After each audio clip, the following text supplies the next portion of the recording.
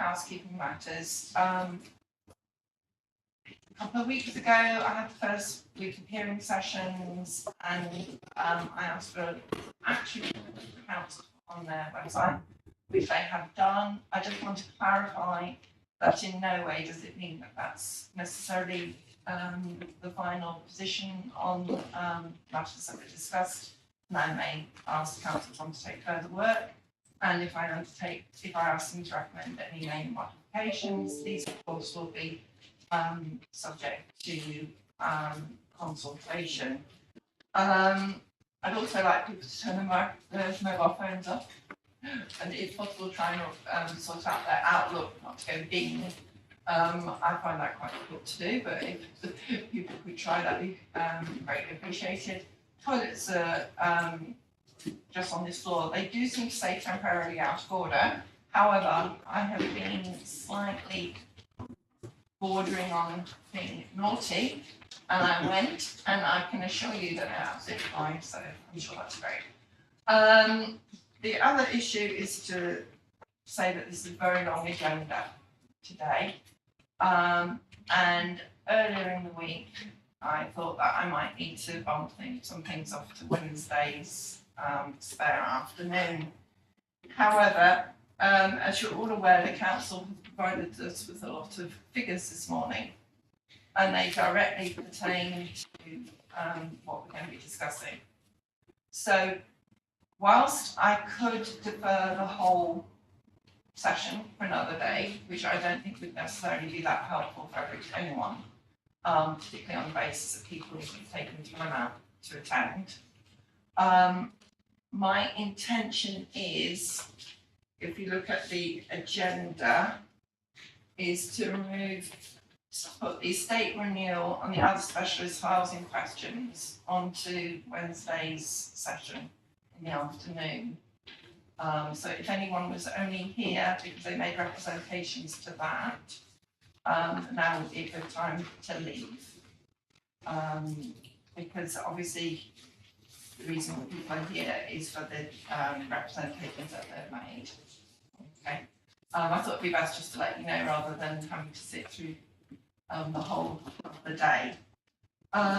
In terms of the housing, the list that the council has provided, I would like people, I'll ask people's feedback on this, but I think half an hour might be, or an hour might be an appropriate time, just to get people's heads around the figures so that when we're discussing the matter, we actually have the correct figures in our mind's eye. I know the gentleman from the House Builders Federation, you made representation on this. Are you content with that? Yes, yes. Yeah, okay. Does anybody else have any issues with wanting to take an hour out, we'll adjourn for an hour, then we'll come back and then we'll start the agenda again. Mr. Bach, can you, by the way, can people, Sorry. Yes, I think the changes that have been put in, these are so I minor. don't think you've got your agenda. Sorry. I don't think you've got is your microphone on? It is. I think Perhaps it's you need to get closer to it. That's possible. Okay. I've looked at this.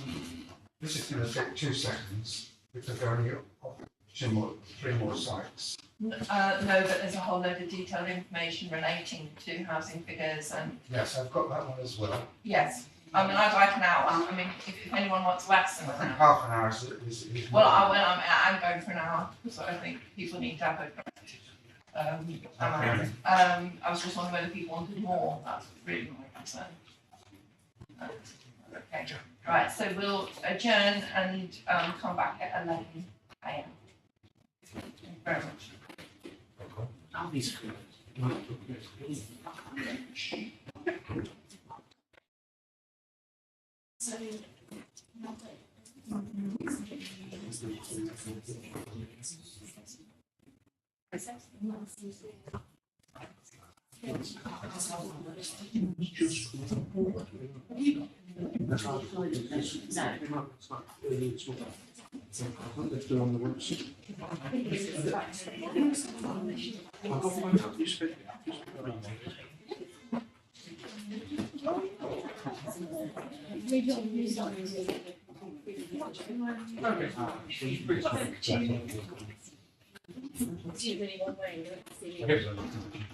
Oh, wait, that's.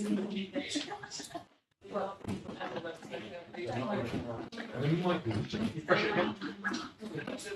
Well, I'm just going to refresh.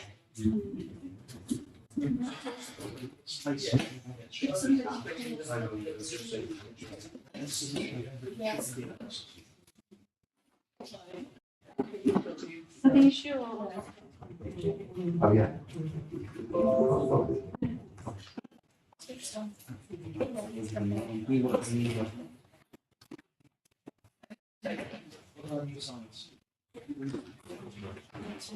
Not on the website, but there may be soon.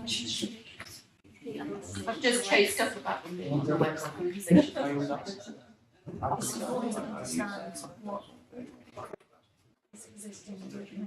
Oh, right, I see. Well, that's how was you? No, no. I can't supply with it. You can't do it. That's not a question. So that's going to Anna was just, she's just looking. But Anna's just done. It came when they were still setting it up. Oh, you were? I don't know, what's happening? How you decide on it?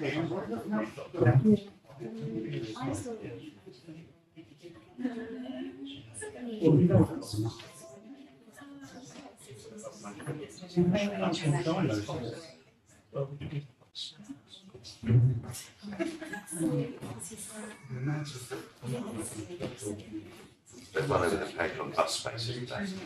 It's the last page. Yeah, that's right. That's it. 6 minutes. Is that right? Saying that. Oh, no,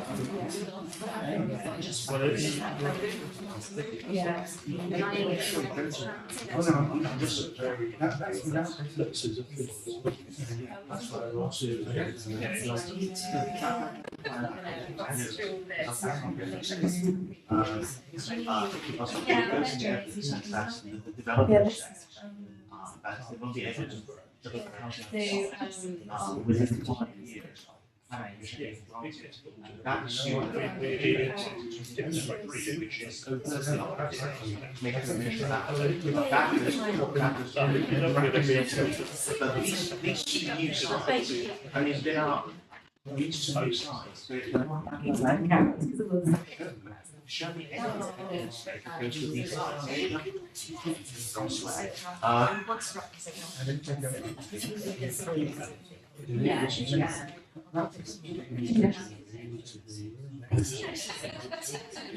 which one do you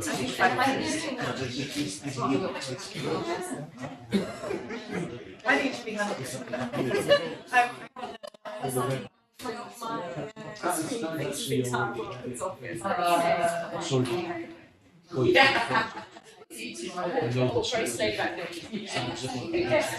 So it's not speculative, that's right.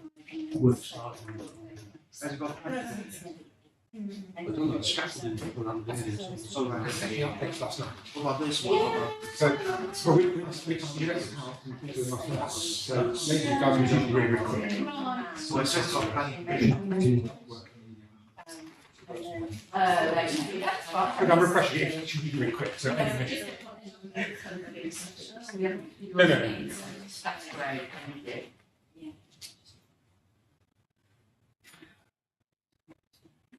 Yeah, well, I mean, the interesting thing is. With this stuff that's related to Yeah. so it's not. No, because we've still got them, we've got. Is that required? Yeah, there's a planning. So it's all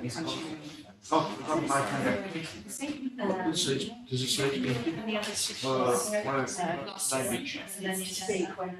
Yeah. Okay, so I need to. That's what I've got. Special sound.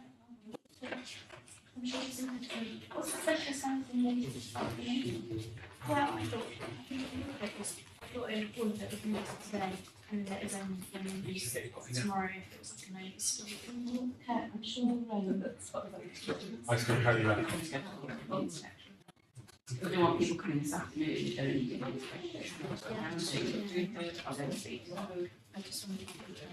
Yeah, like, so that's school specialist. I'm just taking you all tomorrow afternoon. So the morning will go on. Yes, it was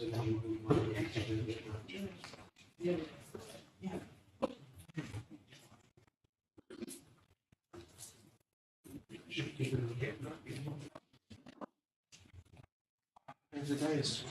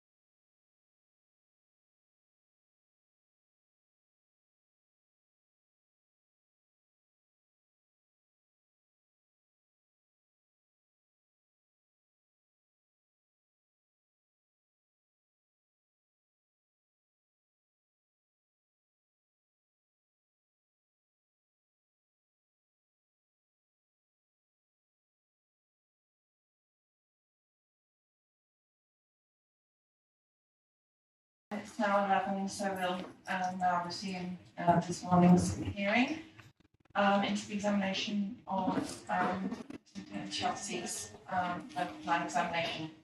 My understanding is that the carpet cleaning will be finished in a moment, so is everyone able to hear?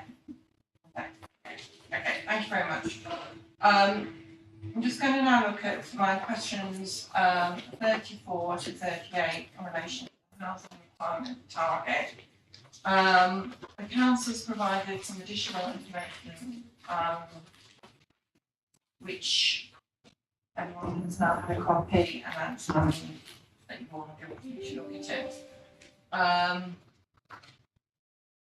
just like to clarify a few issues. Or I won't clarify it, I'll ask the council to clarify it, in terms of the plan period, because I still feel that that is an issue that has not properly been addressed, and it's one which the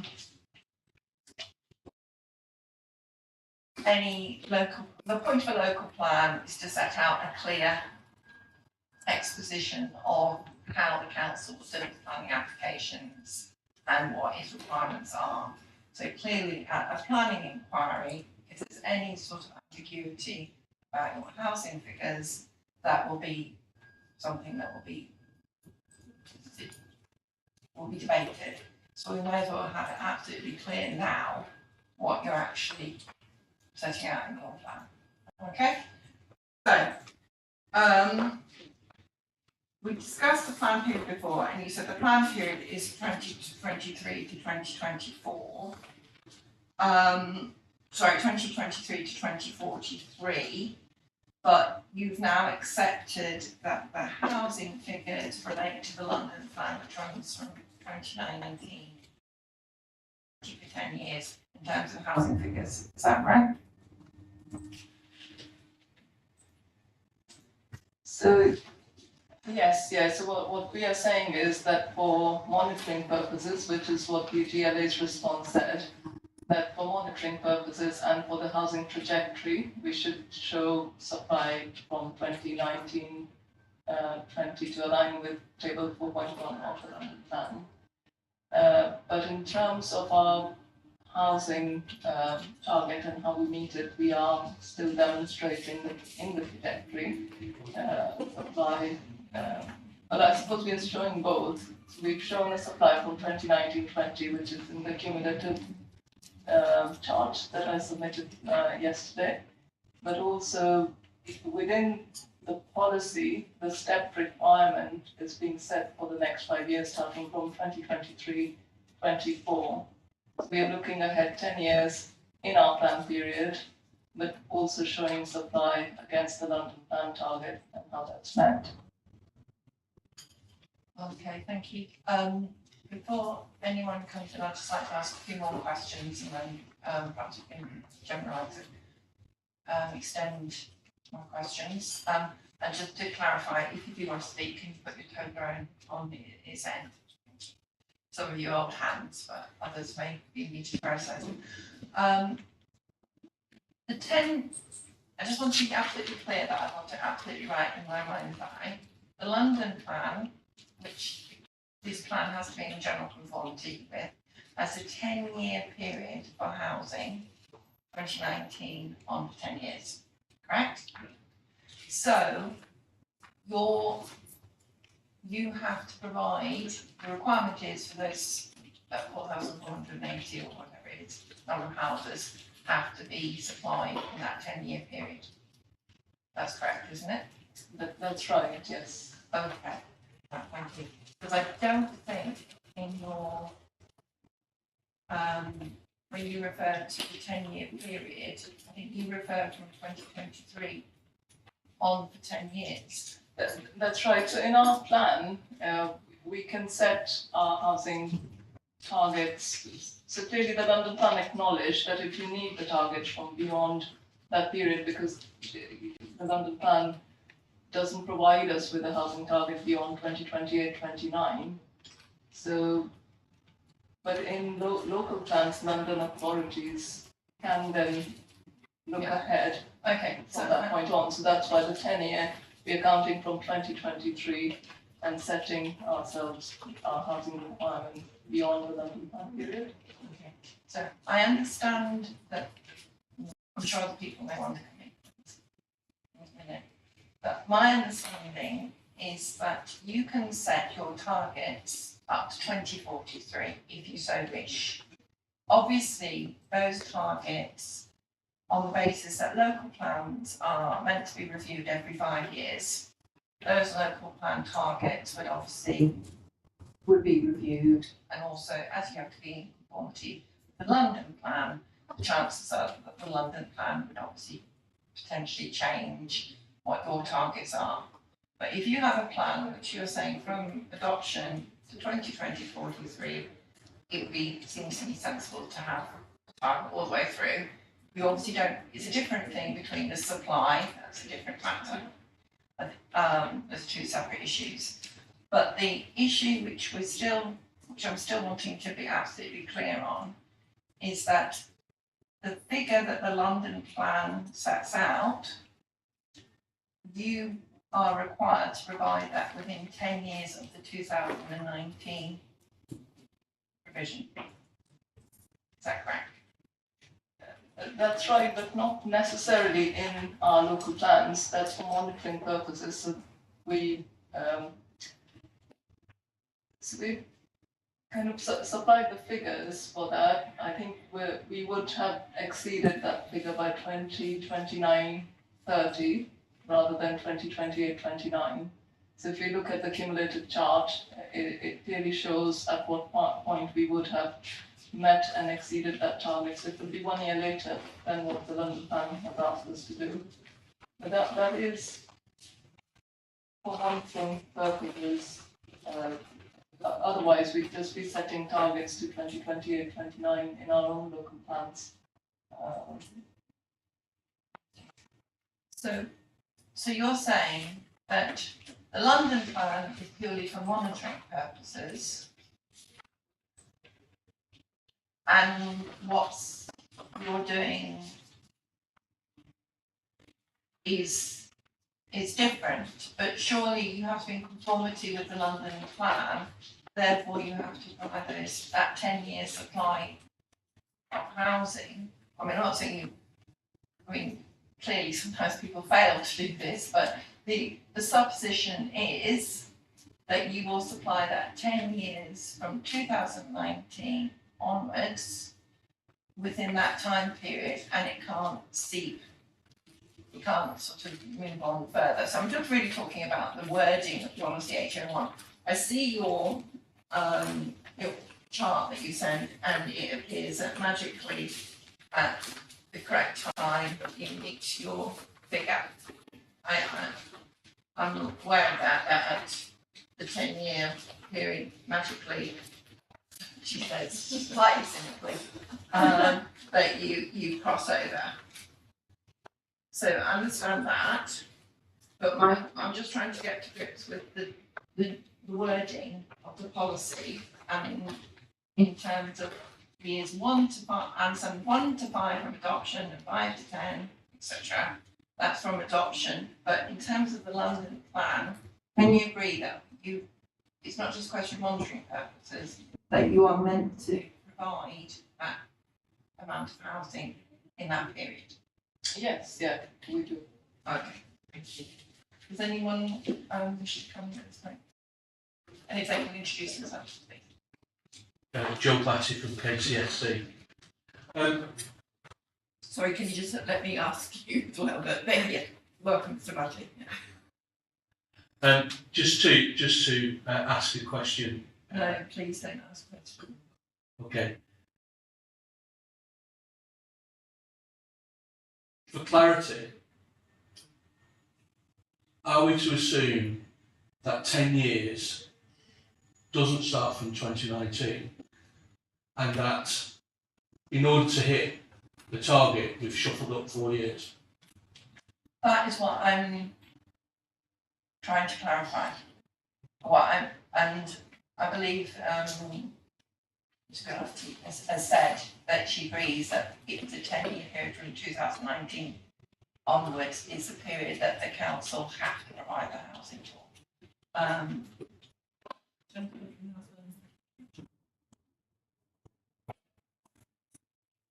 Good morning, Ma'am. Thank you very much. I agree that this is actually a little bit of a thorny issue because the Sorry, number. can you introduce yourself, your name? It's James Stevens, Director of Cities and Homeless Federation. Could you bring your microphone slightly more closer? Sorry. Thank you. James Stevens, Director of Cities at Homeless Federation. Good morning, Ma'am. I agree that this is a slightly thorny issue because of the lack of specificity in the London plan. And it is true to say that London boroughs, since the adoption of the London plan, have tended to follow different approaches. However, it is the case for Lambeth, Wandsworth and Bexley, at least, that they have used the annual average of the 10-year requirement set by London plan policy.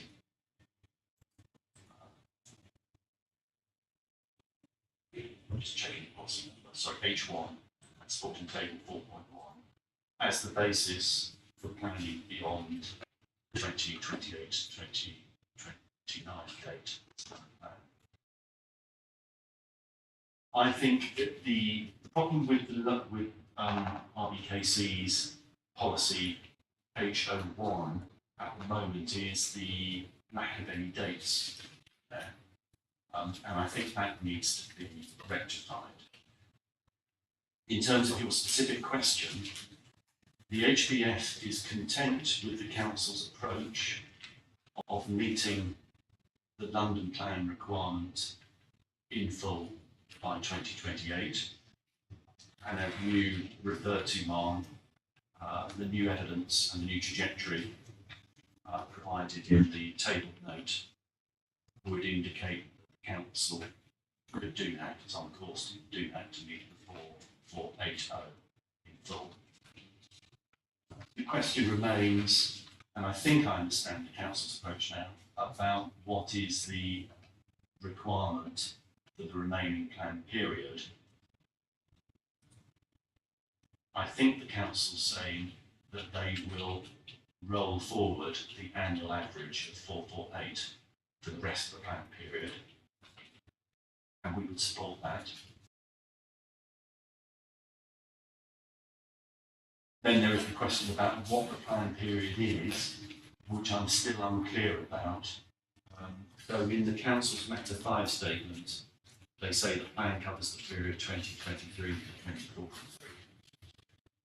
I'm content with that if they mean 2023, 24 to 2043, 44. And I'm content that if they are measuring performance from the London plan start date, that housing requirement of 2028, 2019-20, that they account for any deficit that's been accrued by that and make that up in this new plan. Is that clear? I think that's what the council's saying. Ms. Mark. Yes, this is difficult. I think the question of the length of the plan period, 20 years, is for the state you'd like to be, what is regarded the plan period. For the housing trajectory, even the NPPF doesn't really put a lot of weight on the third 5-year period. In fact, we can't really look much beyond 5 years generally. But in this borough, it's impossible. And it's impossible because when these sites that are in the list that we've got are developed out, where are the new sites? Where are the big sites? The other thing that's going to happen is we're going to get a new London plan. We will have a new target within 5 years, and the whole process is going to move on. So I think we're agonising unnecessarily about what it is we're trying to produce. What this list gives you is the council's best estimate of, and they're really dredging the bottom of the barrel, I don't mean that pejoratively, in order to give you sites that could be developed. And so I think we're agonising unnecessarily. The target will move on and we will run out of sites. So Yeah, I appreciate you feel that it may be a sort of a slightly academic exercise. However, it is one that needs to be undertaken on the basis that I need to know what the plan is actually trying to achieve. I agree. And if the policy is ambiguous, which it is at the minute, as I read it, then it's going to store up problems elsewhere, not just here. So it may be slightly academic exercise this morning, but the reality is when something happens on the ground, we need to know actually what the council is trying to achieve. So in terms of what I've asked is what does the plan period encompass? The plan period encompasses 23 to 43. The council set out that they expect, they sort of tail off a bit at the end. You don't seem to have any figures for the end. Now, whether it's because, well, as I said before, supply and actual targets are different things. So why wouldn't you have a target all the way through to 2043? I think we would be happy to include target for years 16 to 20, which would just be based on rolling forward the London Plan annualized figure of 448. We'd be happy to include 2,240 homes in those last 5 years as a housing target. But in terms of the trajectory itself, we've only shown 15 years, and I think that's adequate based on what the NPPF has asked us to do. Thank you very much. Ms. Hayden. Can you just make sure you just answer the, I don't know how familiar you are with the process. It's very easy to sort of to veer off into different issues. But just answer that particular question. Thank you. Sure. It's my first time doing this, so Okay, I'll just- try my best. Okay, just introduce. My name's Caitlin. I'm a member of St Mark's Housing Cooperative. We're a short life housing cooperative that have been active in the borough since the 1980s. And I would like to say that if the proposed numbers don't meet the numbers set out in the local plan, in the London plan, then this local plan cannot be considered to pass the tests of soundness that this examination is for. So if the local plan doesn't provide projections for 4,480 homes by 2028-29, it doesn't pass the test of soundness, of being positively prepared and in confirmation with regional and national planning policy. And at the relevant point, I'd like to propose modifications. Well, I would just be clear, I've read everyone's represented. Don't need to say what you've already said before, but thank you very much for that, and I'll bring you in at the right opportunity. Okay, thank you. Thanks. Ms. Alma. I'm Isis Amalak, a local resident. So I wanted to also say that based on the projections and the timescales involved, I don't think the plan is either justified or effective because it's not meeting the needs in terms of equity in housing. It's going to take so many years to even have any social housing available. I'm not talking about community housing at the moment, or I'm just literally talking about. Okay, but that's, well, it's neither effective or justified because it doesn't actually meet the need of housing in this borough. Okay, thank you.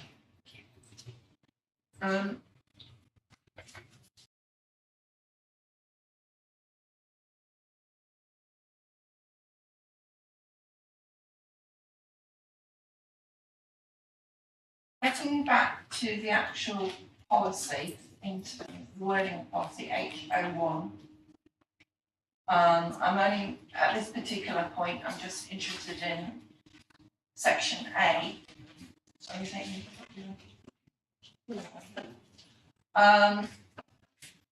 you meet and exceed the London Plan target over 10 years in the borough by delivering these various these elements. My understanding from what you've said today and from the evidence you provided me yesterday, that the wording of this will need to be changed. And particularly in relation to your annual target of 300 homes in the next 5 years, because that will clearly have to alter to ensure that you can actually get the deficit of 606 houses within that 10-year period. So could you go off and look at that section again, because it seems very, it clearly wouldn't work. You understand? Yes, yeah, I do. I think, would you be content if we added dates to that period? So for example, under A1, the time period that we are proposing is 2023, 24 to 2027, 28, so that's 5 years of the plan. And then the subsequent 5 years is from there on. But I can see the difficulty because A is about meeting London Plan targets, which ends in 2028, 29. I think we have to consider what more we. Yeah. You need to find a way of ensuring that I don't have any principal objection to a staff housing target, but as you also, when we look at the 5-year housing supply, if you have that stepped housing target of 300 houses in the next 5 years, then you're going to make it with your 101. So it's important that we consider how that actually will work in practice. And if you could rerun your figures and bring them to the housing supply, if you can. If you can't, it does have to be something that's considered. But clearly, you can't have 1,500 houses in the first 5 years of the plan, because that's not going to work, as far as I can see, in terms of your figures. Because you've only got another 6 years of the plan actually to hit your 10 years, haven't you? So I think, although having said that, the 1,500 in the first 5 years, so the 300, and I'm sure we'll be discussing this in great detail tomorrow, but because we've added a buffer as well as the undersupply, although we are spreading that across 10 years. So Yeah, the but that's what I'm cumulative saying, that charge- I don't think you can put your undersupply over 10 years for the London plan. This is what I'm trying to make clear. The undersupply of the London plan should be within the 10-year period of the London plan, because that is the time parameters you've got. The additional 448 that you're proposing is a target, which is a very helpful target in terms of your planning, but in terms of your actual responsibility to provide what the London plan's asking you to do, that isn't a 10-period plan period, starting from 2019, or the monitoring period from 2019. It's about it. Just really quickly, on the chart, which is here, you've got the Flourish development there coming in on year 5 at 28-29. There's no guarantee that will even commence in that period. Mr. Barty, I'll be looking at the deliverability in the next question. But by the end of the morning, if you don't think that what you wanted to cover in relation to the questions as I've gone through, if you don't feel that that point has been raised, if you raise it, then I will let you know whether it's actually been considered in perhaps a more appropriate setting another time. But nonetheless, I want to be able to get through these sort of as done, and then we'll be hopefully more able to actually finish today's session, because I know we've got some very important issues in relation to community housing, etc. later this afternoon, and I don't want to have to rush those. Thank you.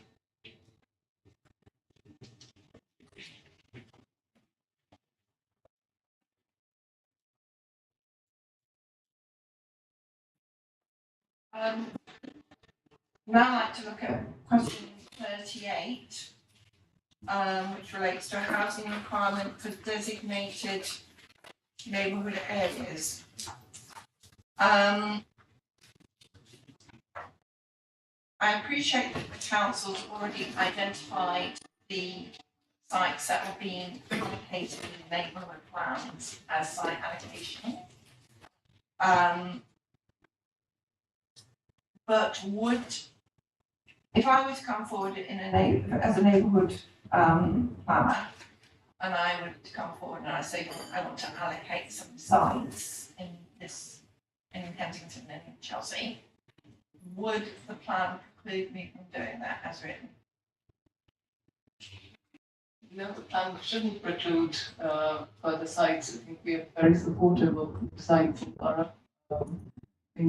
Throughout, we've acknowledged the lack of sites in the borough to be the issue that we're trying to address.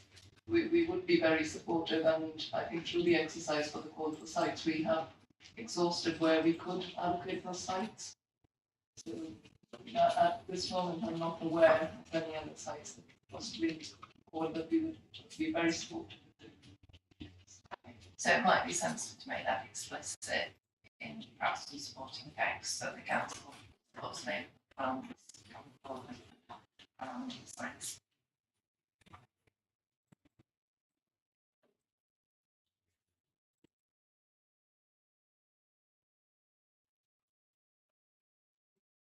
Comments? If you could put your token up, thank you. The problem is a general one, in that finding any sites is very difficult in this area. You've seen this. The likelihood that in some of the neighbourhood plan areas there are even sites for development is very often not the case. So it's not that the council would stop people doing it or even encourage them to do it.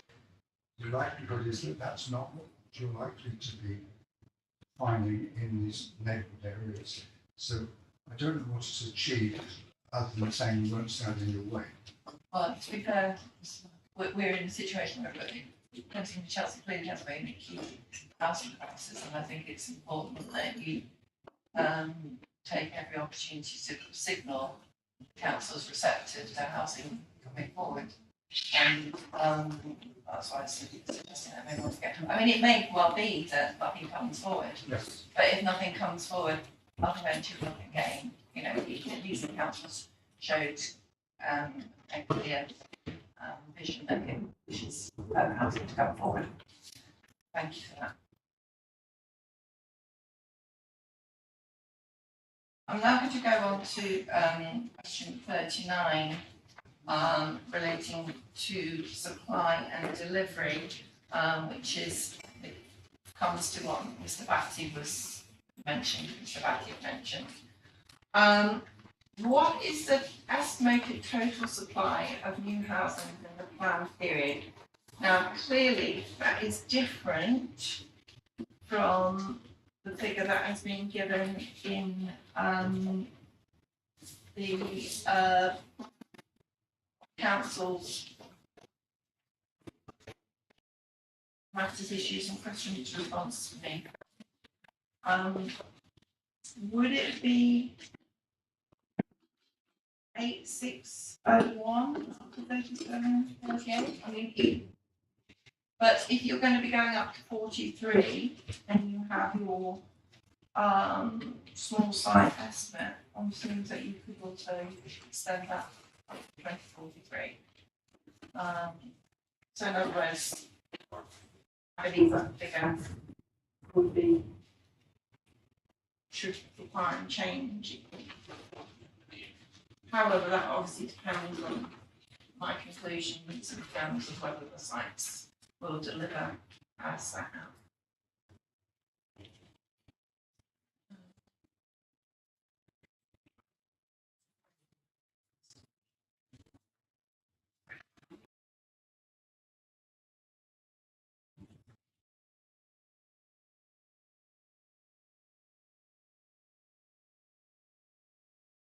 I'm just now going to briefly go through the table.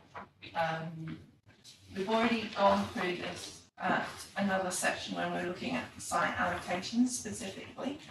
And I don't want to go over that again. So Kensal Canal site, for example, I've asked for additional work to be undertaken, so work may or may not impact on these figures, but that work, I don't need to go over that again. Similarly for Earl's Court Exhibition Centre.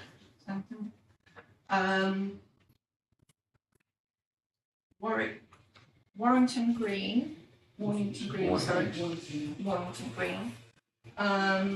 The council is going to come back with further details in terms of the timing of that going to committee. I believe that's going to committee in September.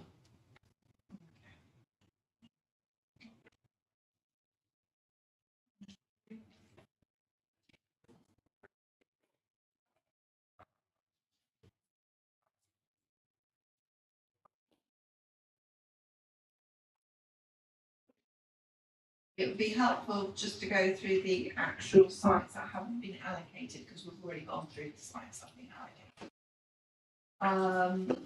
I won't look at the ones which are under construction, because in planning policy terms, if something's under construction, you just accept that it's going to come forward in the right period. My query is on large site, which is K1 site bounded by Brompton Road. Why is that in your trajectory? That was only the trajectory in the original appendix Oh, right, one, okay. so it can be deleted now that Okay. it's complete. So just added that there for information.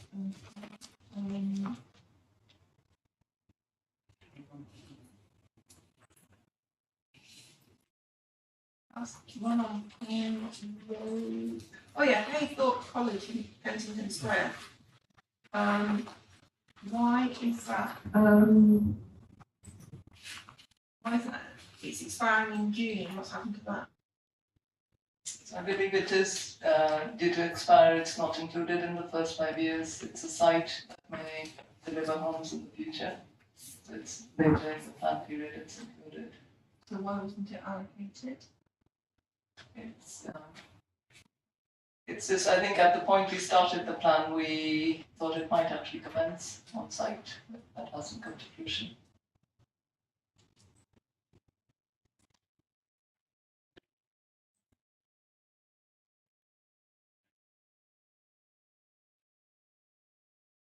The William Sutton Estates.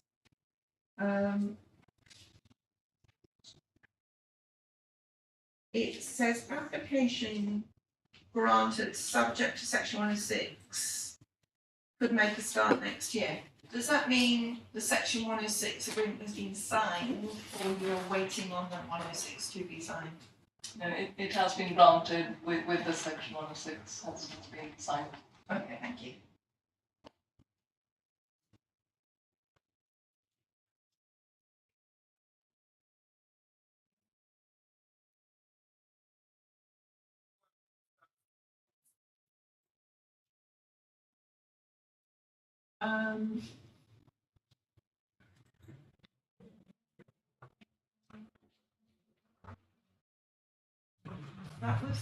Those were the only ones that I had picked up, other than the 232 Kings Road site. What's the difference between implemented and under construction? I don't think there is a difference there. We may have been inconsistent in use of terminology there. Mr. Batty, you wanted to come forward, you wanted to discuss one of the points. Yeah, I mean, I did want to raise the issue of canal site, but you've already said that I can't.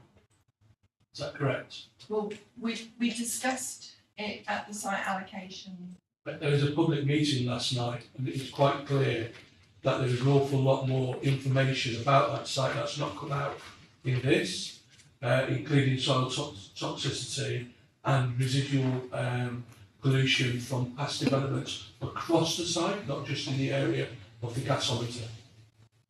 So you're suggesting that the contamination on the site means that it will take longer for the site to come forward than the 27 to 28 to 29? That's one issue. The other issue is the viability of the site due to the cost of removal and the cost of changing the That development. I have raised the whole issue of viability of that site, and I have asked for a document to be provided by the council relating to that. I've already taken it, which I've got in my site. Is that one? So I just wanted to add, I know you said you've looked at the viability, I was at the meeting last night, the other thing is about the access to the site. There's 3 bridges, which is, they're huge potential issues, not only in terms of the viability of access to transport hubs, or a transport hub, which is at the moment it seems to be Kensal Green, and the question of that, and the other thing is fire safety and evacuation, and the risk that might potentially pose. And obviously, coming back to the trauma thing, bearing in mind that, sensitivities around that. Thank you very much. Could you introduce yourself? Yeah, Richard Crane representing Patrick O'Donnell.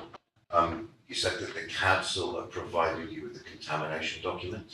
No, I'm not saying that at all. I thought you just said that a moment ago. No. What did you say a moment ago? What I said a moment ago was that the issue of contamination and value and viability, there is a document, I can't remember what offhand what number is on IFS, which is the evidence that has been put forward about the viability of the Kensal Rise site, and that relates to the contaminated land. And the developer, as far as I'm aware, took the cost of taking the contaminants out of the land as a cost to the actual development, whilst there is an approach that there is a school of thought that the landowner who sells the land to be developed should take that off how much value he gets off the land, or he or she gets off the land when they sell it. So that then impacts on the whole issue of viability and how much excess money there is for particular elements of the scheme. So that's why I've asked for clarification on that. And that land, that was bought from Peabody. Well, I'm not 100% sure. Last night, that. Ballymore confirmed they bought it from Peabody. Well, that to be fair, what is the issue? The issue for me is viability. It's not who bought it or. The issue for me is who's going to generate the report. Well, the report is Mr. Crane. Mr. Crane. It's for me to ask the questions. It's not a public meeting. But in terms of who is generating the report, the developer is writing the report, and I've asked him about, it's not about the contaminants, it's about the approach towards viability. And I apologise, I don't turn this into a debate, I just wanted clarification on who will produce the report. That's what I'm saying, is that the developer, in conjunction with the council, because it's a council's plan, will be providing me with that evidence.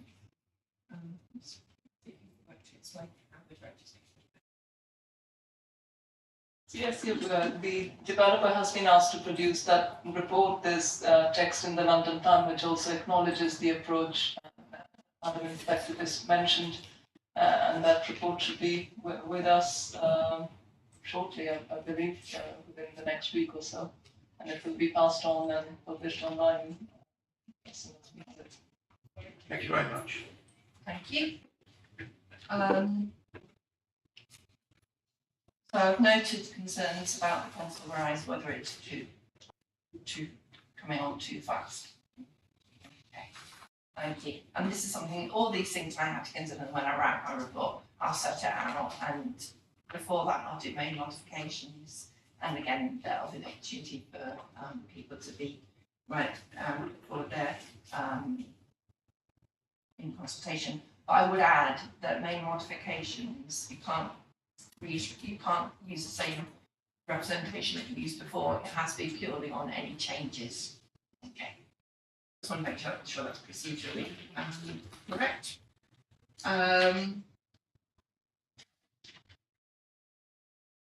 In terms of the 5-year periods, I think we're clear that the council will be talking about 5-year periods, 1 to 5, 23 to 29.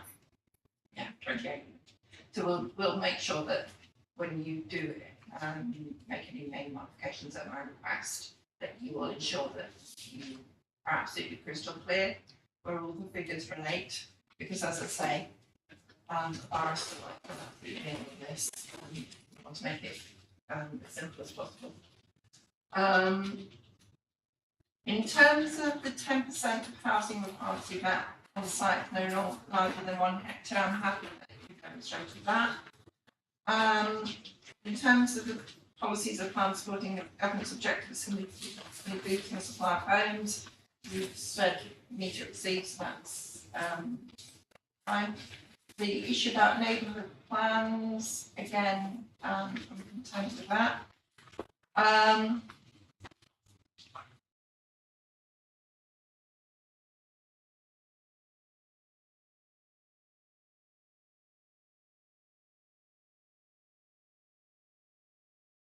think it might be helpful just to have a 10-minute break, and then we're going to look at the whole concept of protecting existing housing, including affordable housing, HMOs, provisional holiday lets, etc.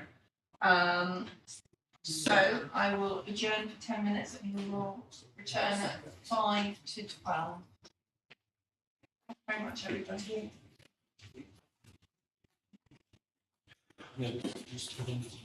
Yeah, no, I just want to make sure. Yeah.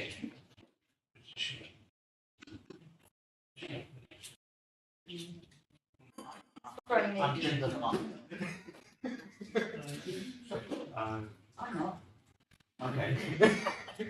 I'm too old to be gender Would you recuse me?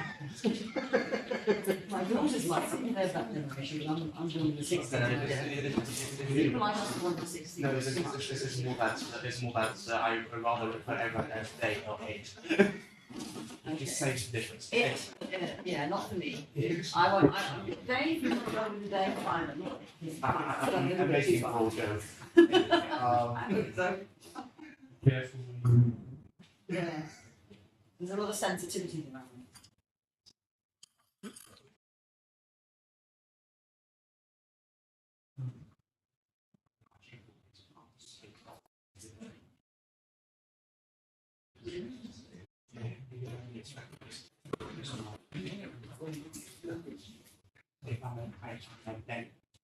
Maybe doctors, yeah, from the perspective, she might you have a ventilator at the end of the session. You have to ventilate the session.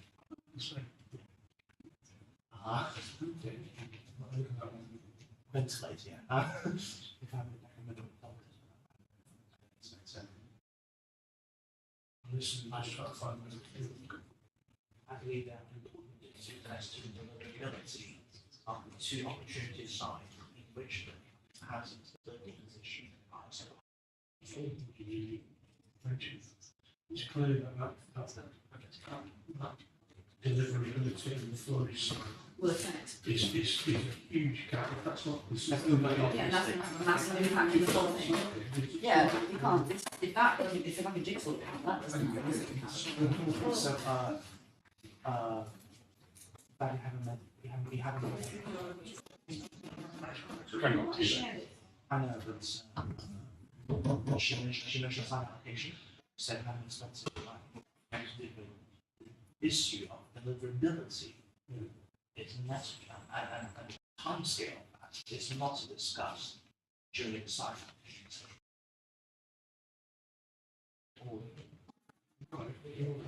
I'm not sure. I was going to say, yeah. At least try. I mean, you're allowed to I mean, ventilate. general matter, please. Is what I'm going to say. You're allowed to ventilate at the end of the day. She's given cheap for you. Not for you. We need to, I think we need to be. Let's be strategic.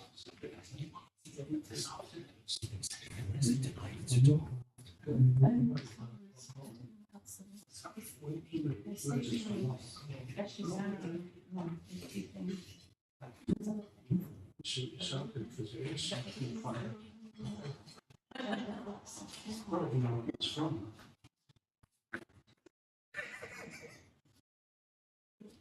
I honestly don't think crap outside. I think you might not be dig into it. Yeah, and for example, the way cleanliness work, they're talking about bringing it in. That's not, like, all the evidence, that's not right. It's 7 years.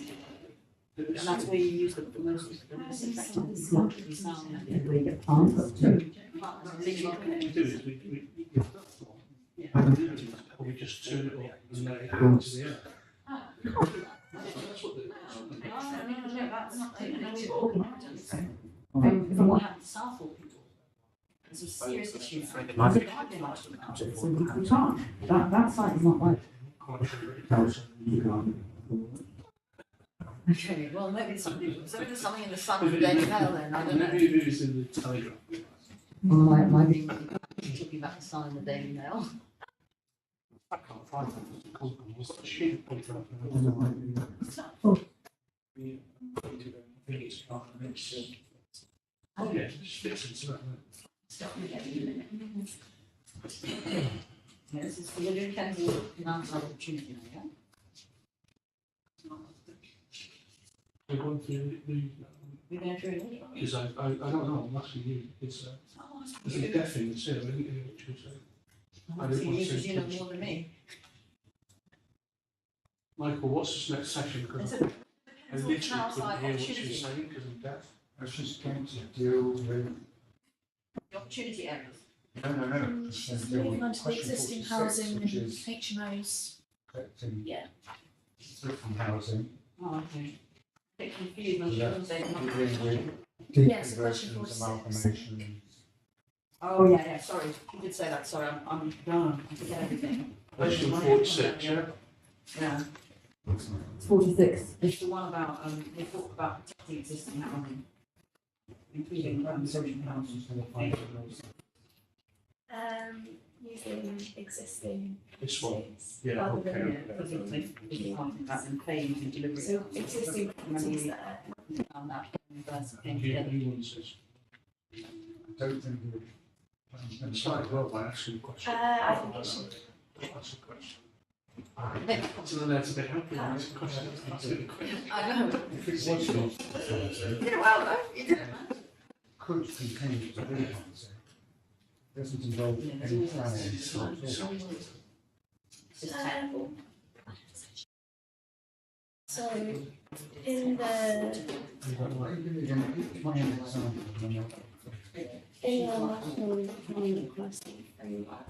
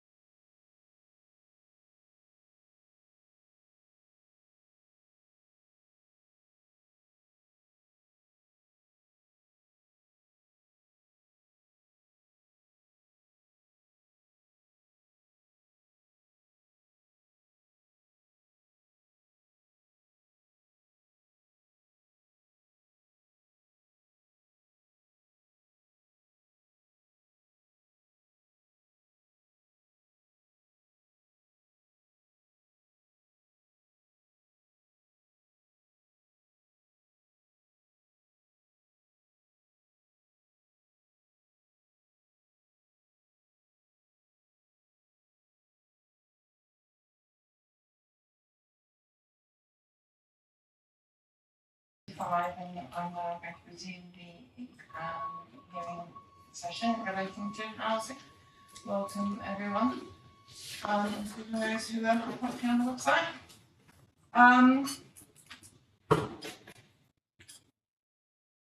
now going to discuss or ask questions to the council and ask a couple of people's input into whether the approach to the protection of existing housing is effective. This is particularly the case that I understand in the borough of Kensington and Chelsea, that you have exceptionally high levels of empty homes. Are they quality? Is that the correct terminology? We have a Well, we in terms of, phenomenon. yeah, I mean, in terms of, Just the way you can and also introduce yourself. sorry, Jonathan Wade, legislation planning, Kensington, Chelsea. Yeah, we do have particular issues in the borough, particularly with quality lets, which is something that we have robustly done what we can do in terms of the controls that are available at the moment. In controlling those, clearly, where a home exceeds 90 days in any calendar year, planning permission is required. It's fair to say that we do our best to monitor that. We're hoping that the government will perhaps produce a more robust monitoring system of that. But we wait to hear on that. There was a registration scheme that was consulted upon. We made representations, and we hope that will come in because I think it will assist. But yes, we are a borough at the sort of extreme of many things, and that's one of the phenomena that doesn't help in this borough. And I think we will do everything as a council to control that. We've had a policy in place, I think probably since the first local plan out the early 80s that came in, that protects permanent residential accommodation being changed to short-term letting accommodation.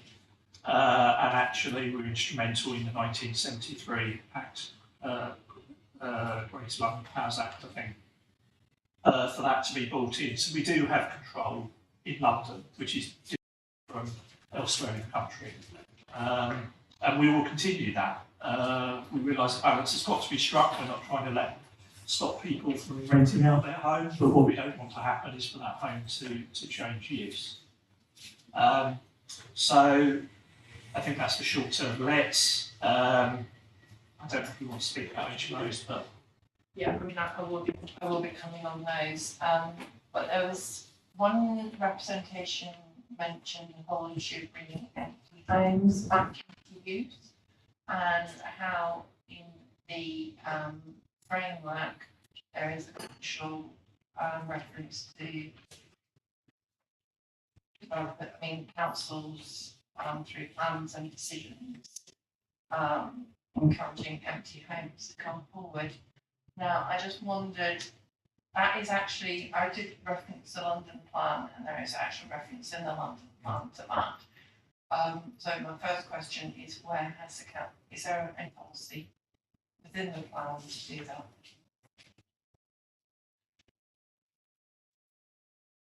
there's not a, I think the policy on empty homes is often, I don't think so much empty homes as under occupancy in homes. So it's often the case that I think you've got large homes which may be sort of occupied by one person, that sort of keeping for security reasons, for other reasons. But there's certainly under occupancy. I don't think in terms of empty homes as in vacant homes where nobody ever occupies them. I think that's not necessarily the phenomenon in this borough. I think what the phenomenon is that people don't occupy homes that are there except for probably very short periods. Mr. Wade, I'm sure in your housing need, there was a figure of 8,000 dwellings, because I was at that time, because that was more or less what you want. Well, I think that was, we were talking about a second home, but we were talking about second homes here. That's what it sounds. No, I thought it was. I think we said, didn't we? We said. Yes, so paragraph 2.53 of the housing needs assessment has that reference, which was. Can you just wait for me to?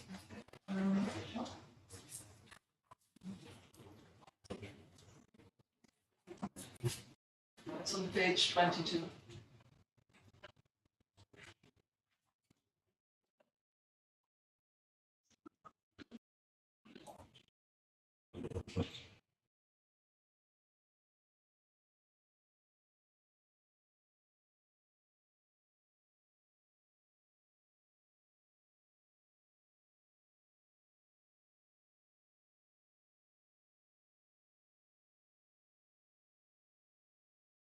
So even if I was off with my figure of 8,000, do you still have a figure of 2020, more or less 2,800 homes, of empty homes?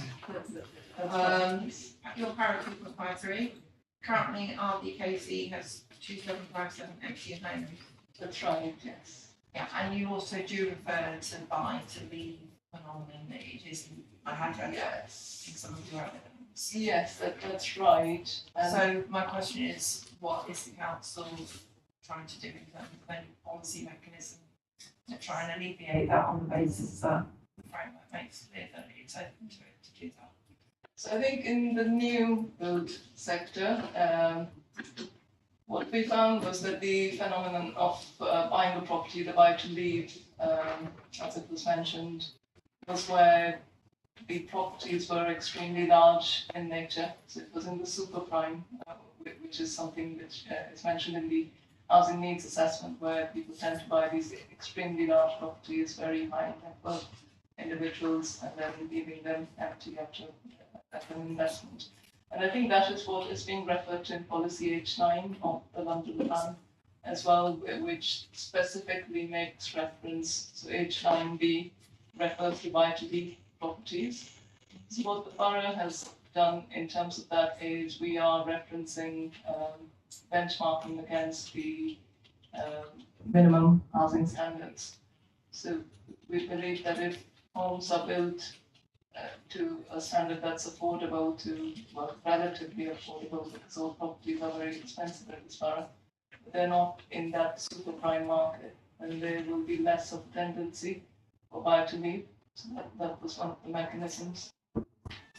In terms of planning policy, clearly as there are other tools available to the council which are separate from planning, and that's something that's pursued elsewhere in the council.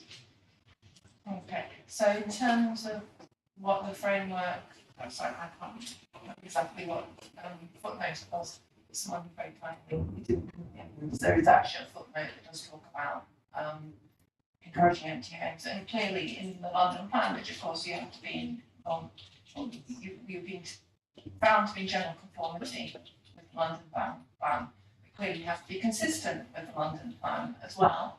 So, which is a slightly different issue, but it means that you really have to achieve what the plan states.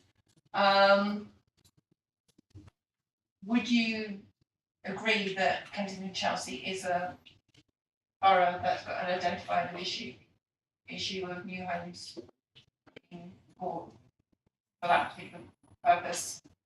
Yes. Yes. Okay. So the logical issue is that you need a mechanism to ensure that this isn't done. And the mechanism you said that you're going to do is to just ensure that they're not very large houses. Okay.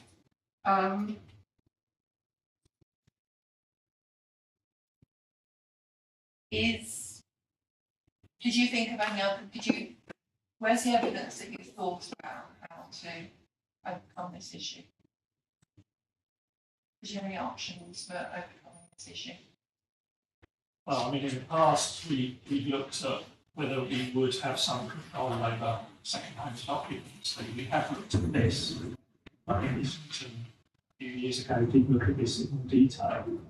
The fact, unfortunately, is at the moment we don't think we have the control to do that, and we have looked at it. So we've had to look at other mechanisms where we do have control, how best we deal with that. And in this borough, as Mr. Larks has mentioned, the issue of super prime properties and homes being bought for investment purposes rather than homes has been a big issue in the past, and we've done under what we think we can do under planning powers to rein that in. So not only are we looking at obviously super prime properties, but we're also making sure that all sites are optimised and that we try and achieve where we can the highest number of units on a site. And I think all of those, yes, they're not going to solve this because I think some of these things are really outside our control. But I think what we've done where we've got control, we've done what we can, I think, to deal with this phenomenon.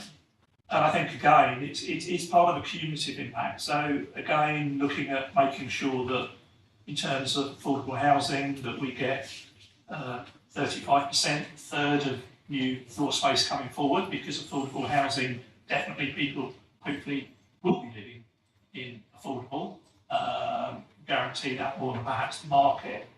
I think all of these sort of policy strands, they might not in themselves deal with it, but I think cumulatively they come together to assist in bearing down on that. And as Mr. Blarty said, there are other mechanisms outside this, albeit perhaps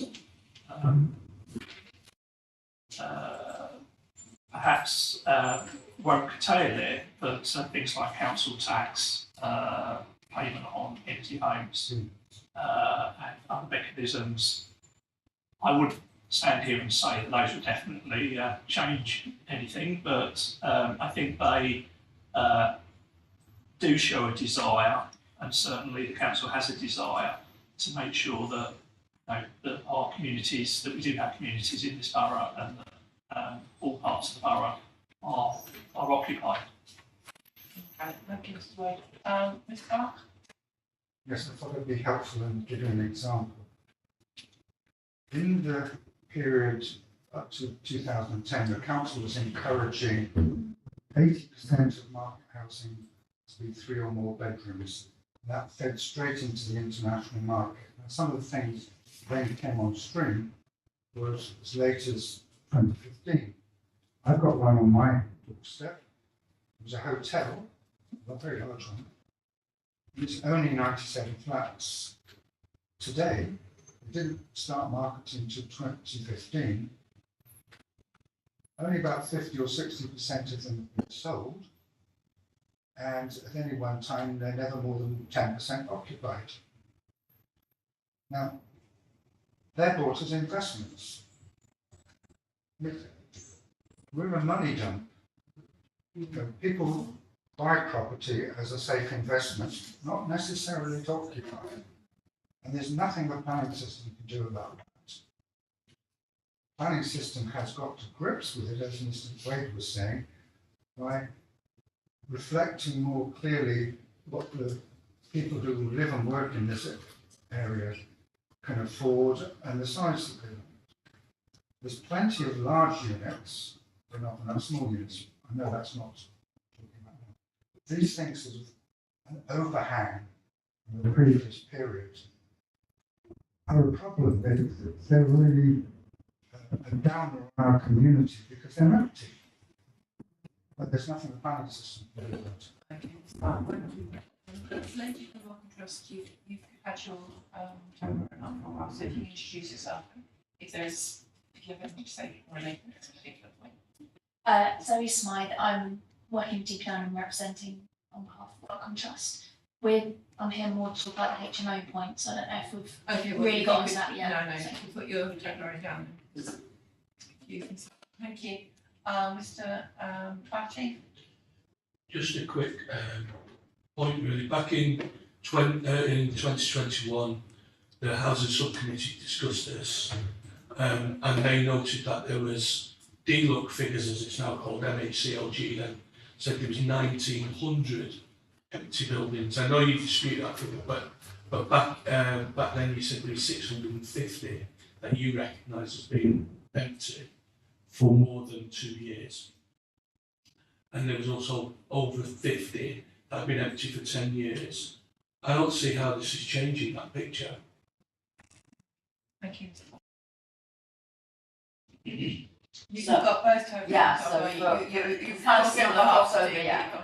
So for the citizens' advice I'm representing, and obviously myself as a resident, and essentially it was, the citizens' advice put forward the idea that the council could be doing more to work consultatively with residents and developers and the borough to look at, actually not developers, but with the borough to look at this whole issue of empty homes. There's been no consultation as far as I'm aware, or we, the CAB are aware, on any issue around empty homes. And perhaps that would be helpful to get a sense of what residents actually think about that. And then the other point was just that we keep hearing that there's nothing that can be done through planning, and I'm not a planning expert, so I accept that. However, there is this part, chapter 2, part 4 of the Housing Act, that does allow for empty dwelling management orders. And if you look at the 4 areas points that it's predicated on, one of them is actually the property's not been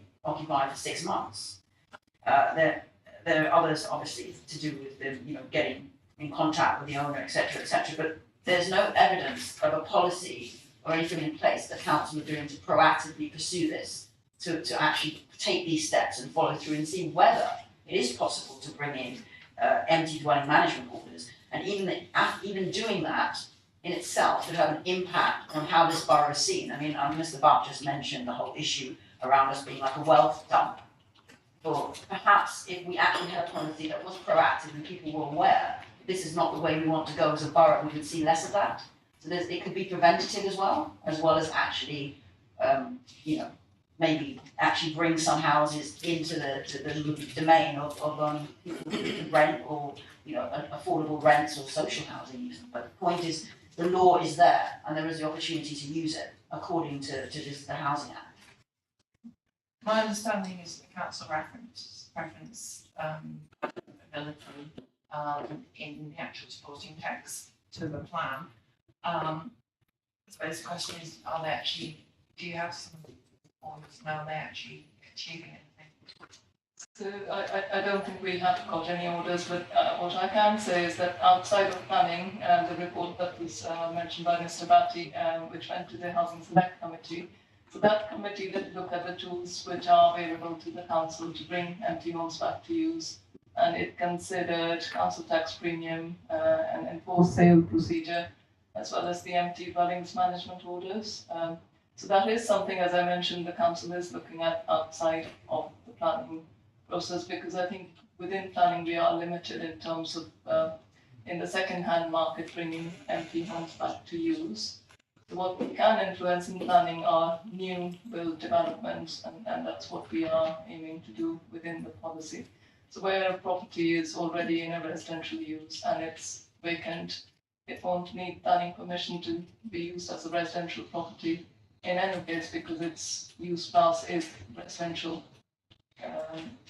But in the new build market, if we build homes which align with the housing needs that are identified, which are not catering to the super prime market, and we've got the proportion of affordable community homes, as well as creating a mix of homes, including protecting HMOs, to provide a variety of homes that we've got identified need for. So that is the strategy that we are looking at, so that new build homes are not left empty. So in terms of Mr. Graham, I see you want to come in. Mr. Graham, do you want to come in, or you go to Brian? Yeah, I live just off Goldbourne Road, where Catalyst are building the Wellington estate. I know that as soon as those homes were in planning, they were marketed overseas. I know someone who was living next to someone who supposedly was living next to someone who bought a place and never lived there. So the council leased that land to Catalyst. Catalyst then marketed it overseas. These weren't super prime homes, they were 1 or 2 bedroom flats, and that was actively marketed in Asia. Just wanted to make that point. So Hazel.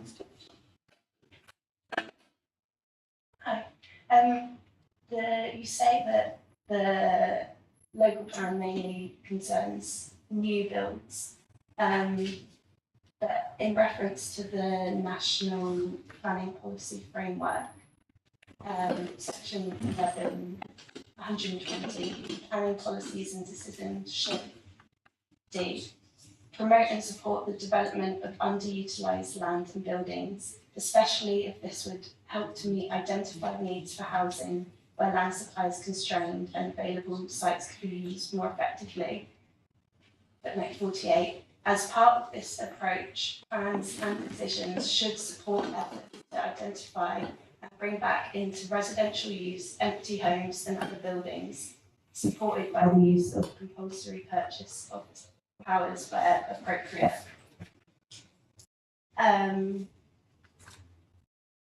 So, I'm unsure if the council has included any policy in the plan that would make it consistent with this point. Okay. Sound that briefly. So I was more or less going to say what you just said, but just to add as an example, on St. Latimer Road, not Latimer Road, St. Anne's Road, just a bit further on from the Latimer Road station, you're going up to Cambridge Gardens, there was an empty house there for over 20 years. I don't know if people remember it, just sat empty. And there was a whole issue about it being used, and then the owner was threatened with some compulsory purchase, actually. And as a result, they then refurbished the whole house. I think it's still empty, actually, because it had fallen into disrepair. So the point is, even though this isn't a part of planning law per se, it is something within the remit of the council that they could look at having policy, as you say, that's proactive on this. In terms of the council saying there's really nothing, I just get the impression the council says basically there's nothing about it, it's just market economics. That seems to be the, other than making houses a little bit making them smaller, but fundamentally there's nothing that the council can undertake from a planning point of view. In terms of section 106 agreements, has any thought ever been put into agreements that require developments to be? I mean, I know we're sort of pushing boundaries here, but I think it's interesting to know if the council's actually ever tried to achieve anything like that. We did look at section 106 agreements and whether occupancy, saying that the development of permission had to be occupied by a certain length of time might be a way forward. And indeed Islington, I think, tried that. I think we concluded that we didn't have the legally it would be very difficult to enforce that. So we did pursue it any further to say that a property that's brought forward has to be occupied. Forcing someone to occupy a property, I think, even by section 106, we felt gone beyond what could be regarded as reasonable in terms of use of section 106. I'm not aware, and we're not the only borough, the London borough that suffers from this phenomenon. I'm not aware that anyone else has managed to go down that route and been successful. So we have looked at it, albeit a few years ago, but I think the conclusion was that providing having section 106 to enforce occupancy of the property once delivered was going beyond really what we know our powers were. But it may be something that's could be tested, but as I've said, we haven't got beyond that at the moment. See, Mr. Craig, I just want to. So in terms of a 106, obviously a 106, you normally need to know the refusal necessary and directly related to planning. And normally you have a policy that 106 really is sort of puts itself to. So in terms of the protection of homes in this policy, I'd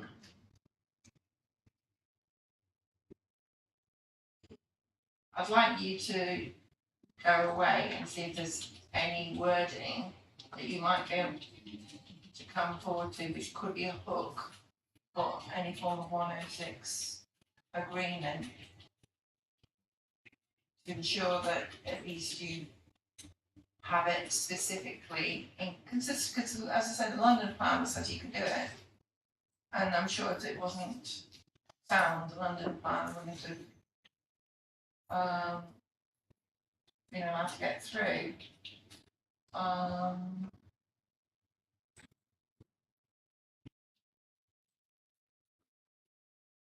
So you could go and have a consider how you want to take that. Mr. Crane, you had your program up, but Yeah, just to say, Cornwall Council are very proactive on that, especially in towns like St Ives. So it's just almost sending that signal out to the market that this is something that you don't want to tolerate going forward.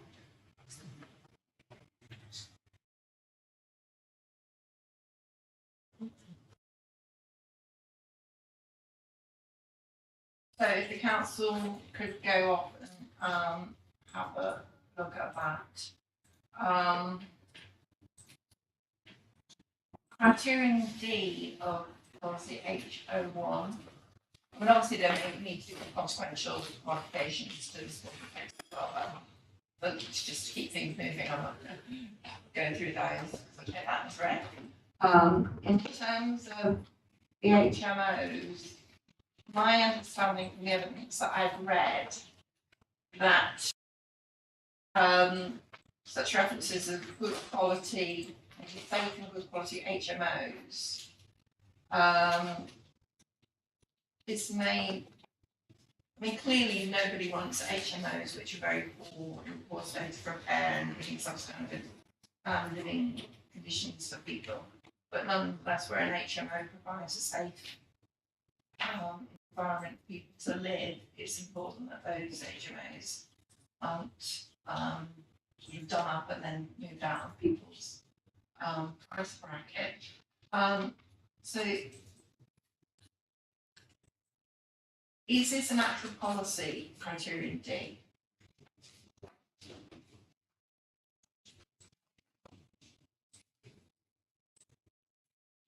So I think it was mainly done because even when they are upgraded, there would be some loss of HMO rooms that may happen because they were substandard in terms of their size, etc. So it was just giving that clarity that we want to keep them, but we may accept some losses of rooms where that's done to actually bring an HMO up to standard.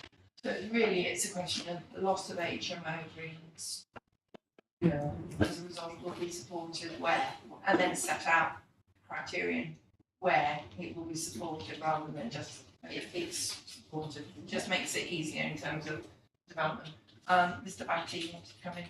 Just very briefly, is there a linkage between this and move on from hostel accommodation into the community? Because I worked in this borough for nearly 30 years with rough sleepers, and there's been a diminution of the amount of move-on spaces available in the borough, and they were frequently to HMOs. There is a separate session on specialist housing. If you're attending that, if you could place it. Rachel, Trust. Thank you.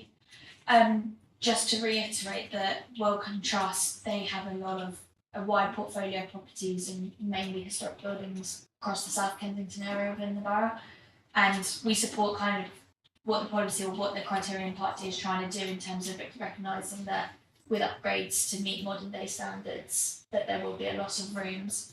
I think going on to the further subsequent criterion, we kind of appreciate that the loss can be accepted in exceptional circumstances, but where it says that there's only going to be part F only refers to conversion to studio flats will be permitted.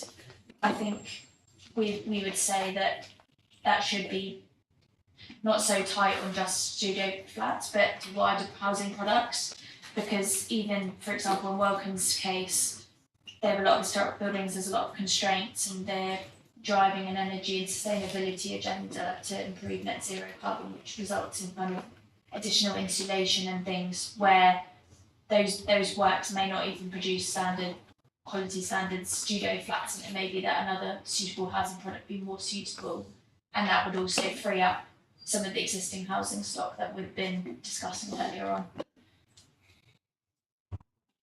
So in terms of total stock, I'll bring it in a minute. So in fact, D, E and F are sort of put forward as three separate bullet points, but really one policy, it's one element of the policy, isn't it? HMO. So I would suggest that be considered and to make it more of a policy that gives clear criteria for something out how that would be achieved, but which does not encourage necessarily the loss of HMOs, but nonetheless ensures that they can be referred to that. There's one other thing that I just wanted to pick up before this flat comes in, relating to the Gordon text. You talk about amalgamation of two homes to make one house. And you talk about, you've got a figure of 170 square metres. Is that a policy or is that really more an SPD? I mean, it seems to be quite detailed text there.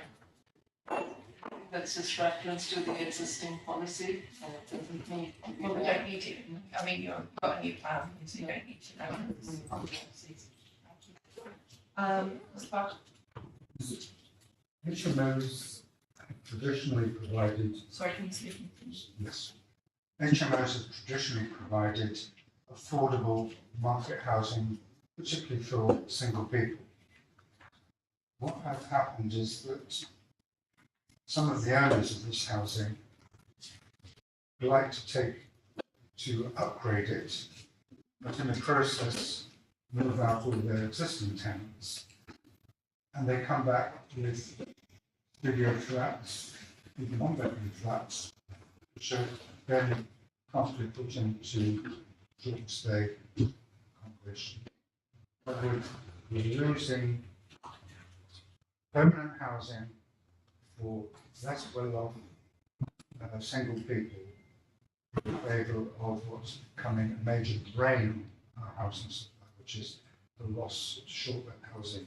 And because of the way that the 2015 Act works, it's almost impossible to manage, and all flats, just at the moment, the level of just Airbnb is 6,000 units, of which, 6,000 lettings, of which 85% are whole units.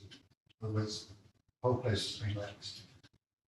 And that is really not only getting rid of the accommodation of people who've lived here for a long time, but is actually draining the local market supply of housing. And I would link it, we're looking at the net additional units that is produced after development, the losses through demolitions, amalgamations and conversions, and now change of use to something which is not housing anymore, is really reducing the supply of housing. And that ultimately is the aim. Why do we have targets? Because we think people need to be housed. If the process is working with getting losses through demolitions and deconversions, amalgamations, that's bad enough. We even got to a point where we were nearly having negative figures. But with the scale of change towards tourist accommodation from short lets, we're actually going into the negative in terms of production or the supply of housing. And so, with regard to HMOs, the idea is to try and control that it doesn't slip into short lets. And that has proved very difficult because the council doesn't have the means to check something as fluid as a supposed 90-day limit that you can use. People just choose another platform. And property is let wholesale by companies who specialise in now moving to that kind of accommodation. Now, Kensington, Chelsea, Westminster, and Camden are the main boroughs affected by this. Look, a huge amount, and it's just slipping out of the system. Our targets are academic now. The scale of losses are such that if we were really counting, we would have a negative supply. Going back for HMOs, HMOs are a target group which we need to maintain the supply. Yes, they do need upgrading, but we need to find a way of ensuring that they stay in that use rather than slip into tourist accommodation. Thank you. I would suggest that in this respect, that I know you've got some reference in TCA about NAP, don't you? But it would be sensible in terms of it signalling, and also in terms of the ability to potentially put on 106 agreements, saying that it's for officials. In the same way that if you were in a rural authority, you would perhaps allow a conversion from a farm to a holiday let. You would do that. You'd be able to do that in planning terms. I see no reason why you can't put something together here that would make that explicit. I mean, it may be that somebody comes along and challenges it, but I would have thought there's no reason why you can't do that in planning terms.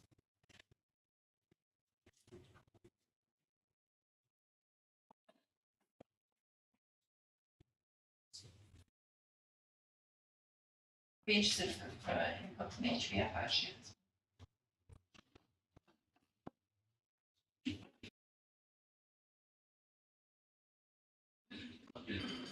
I didn't mean for you to express your distress by having a go at the table.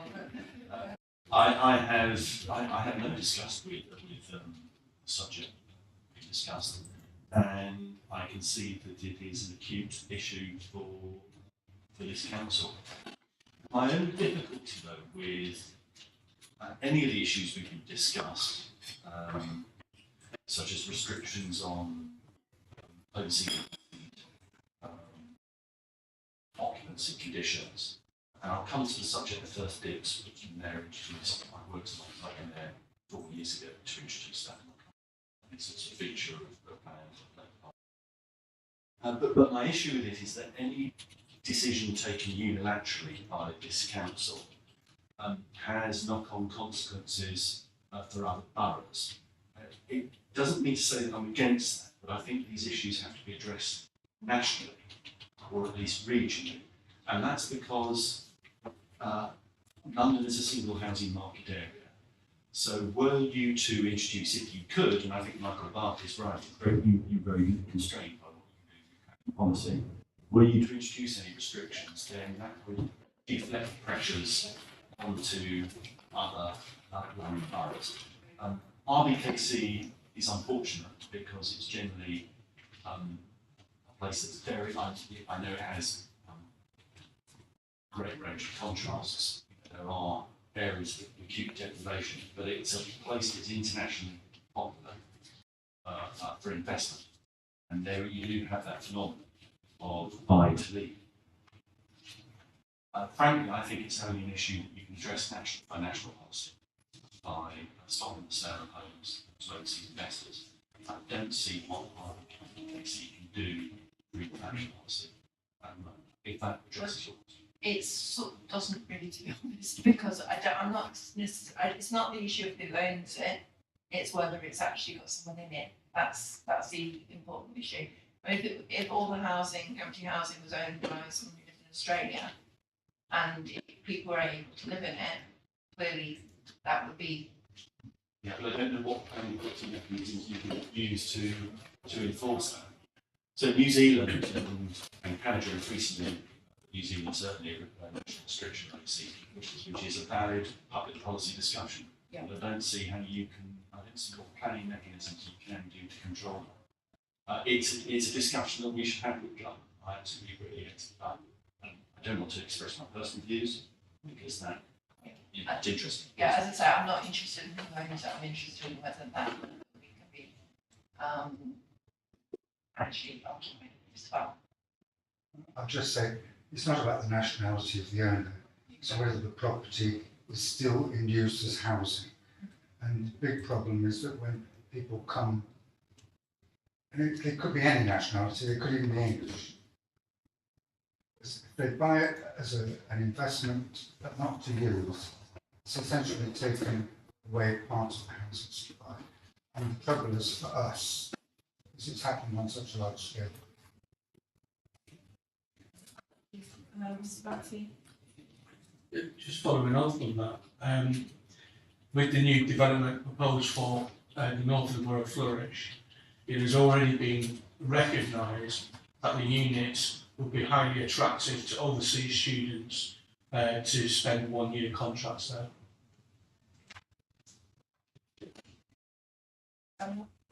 I just wanted to add that in terms of national policy versus local policy, we do recognise that Kensington and Chelsea is quite unique as a borough, it's the smallest London borough. Also in terms of the wealth divide and also the issues that have happened in this borough. So whilst I recognise it's important obviously to look at things nationally, I do think there is scope to say we're in a specific situation in this borough and that ought to be taken into consideration. Stevens? Because it was raised, I think the issue about student housing is a concern, and the way that can be counted. And that's something that we'll be discussing in a separate session. Student housing, got something from yeah, we are going to be looking at specialist housing due accommodation. Could I just mention the issue about Mayor of London's first years housing offer? Yes. Which was something that I worked with them there in developing, which is a mechanism, a policy mechanism, which seems to fall into banks, but the principle behind that was that house builders would be obliged to market the sale of homes to Londoners and UK-based citizens for a period of, I think it was 6 months prior to those being sold overseas. I think that is a policy mechanism which could be strengthened and could become more effective. I think it's a matter of the GLA and sort of ensuring they are actually doing it. And while that won't necessarily answer the whole problem, if you were at least giving an opportunity to UK-based citizens to purchase first, then you're going some way to ensuring that homes are actually occupied by households with something. It is referred to. That's it. Thank you very much. Before we finish this particular session, does the council want to come back on anything? I just wanted to raise the point with reference to adding some text around not being able to convert to short-term lets. So that would be subject to a new planning permission. It's a different use class. I mean, we can have the reference, but I think we are covered in that sense that we've got a separate policy under TCA which prevents or resists cost of short-term lets, but we can have the rest of And there's also the issue of, that properties are, making clear that you expect properties to be actually occupied. And whilst it may be difficult to enforce, it may be in the same way it's possible to enforce holiday lets. So, I suppose two sides of the same coin. So you come back, perhaps you could do a paper on it, that might be the easiest way to do it. And then improvise wording as that sort of background.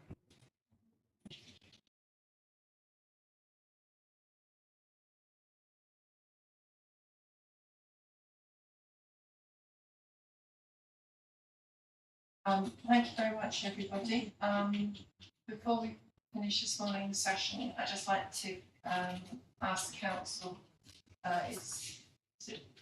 sorry, I've forgotten your name, what the action points are. Wouldn't mind, given they're quite complicated, it might be quite useful if we could. Perhaps we'll wait till the end of the day. Yeah, so we can. Yeah, that'd be easiest. We'll wait till the end of the day, and the council will set out what the action points are. But fundamentally, they're to ensure that the housing supply figure relates to obviously the revised trajectory, that your targets are predicated on the 2019 London plan. Your 10-year period starts with 2019. You are able to put forward the 448 right through to 2043, but we're aware that of course that circumstances are likely to change. And as Mr. Buck says, targets may be very different at that period. But at least it gives the developer coming forward some sense of what they're actually planning for. And then in terms of policy, HO1, that needs quite a lot of wording needs reappraising just to make sure it is actually Dalton Braces actually relates to the new figures that you provided and the more rigorous approach that we discussed today. And we're also going to provide a rejig of the HMO policy to make it more of a, it might even be better to set a separate policy on HMOs. And also make clear the council's approach towards empty homes.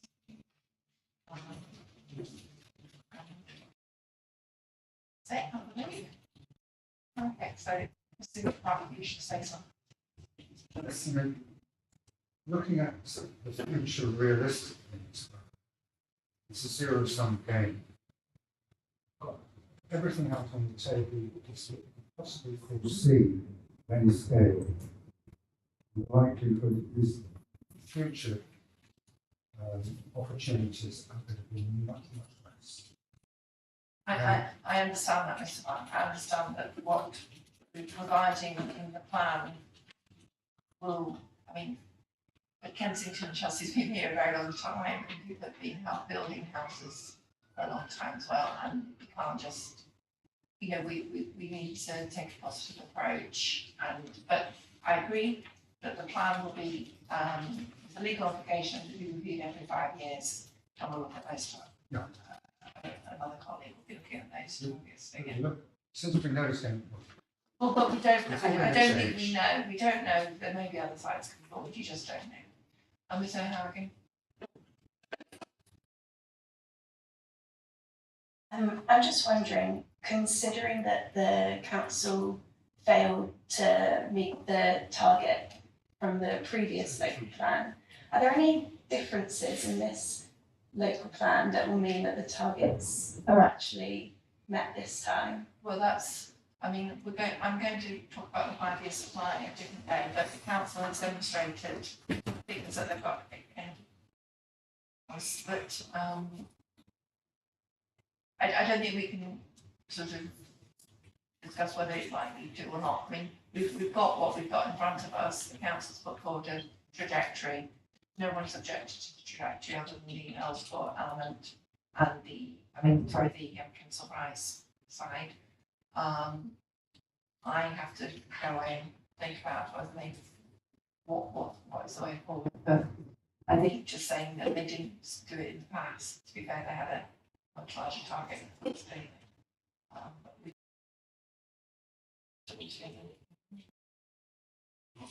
Sorry, would this be the appropriate section just to ask whether they'll be counting bringing empty homes back into use in the? Yeah, yes, it would be, but in terms of, thank you for that, in terms of empty homes, how would you consider whether an empty home should be brought back into the supply? Or should be counted? I mean, it's a very difficult thing to do. Because when it's an empty home, just a home that hasn't got anybody living in it at a particular time. And you're likely to just end up losing houses coming forward because they're just be seen as being brought into supply when they haven't actually because they're there already. We happen to do the supply from empty homes into the housing trajectory, and that's because the UPG advises against double counting those homes. We clearly counted them in our supply, so any new build homes like the one that Mr. Barker referred to, they were counted in the supply, not discounted when they became vacant. So I think it would just be double counting, and it's also something the GLA didn't include in their SHAR. There's no assumption in this SHAR, so we don't, just because of those reasons.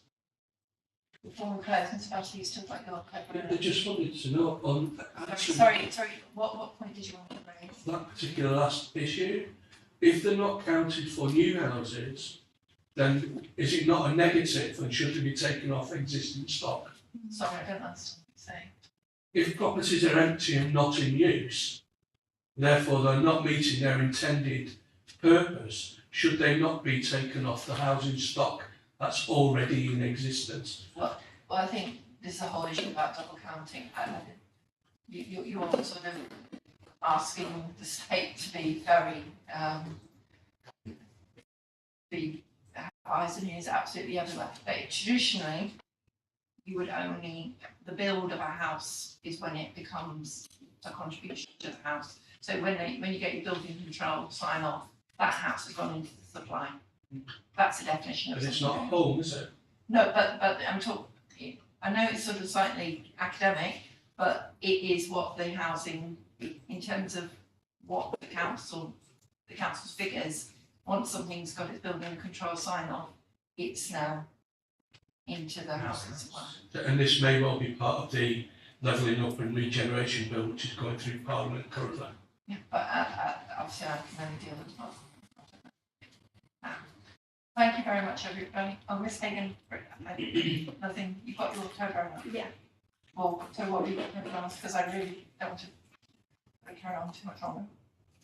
Okay, I just wanted to ask that the Department for Levelling Up Housing and Communities guidance on housing delivery tests says, how should authorities count bringing empty homes back into use? And they say to be included as a contribution to completions, it would be for the authority to ensure that empty homes had not already been counted as part of the existing dwellings to avoid double counting.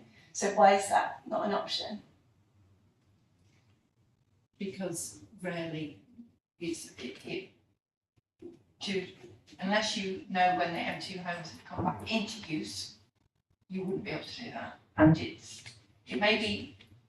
just something that doesn't happen.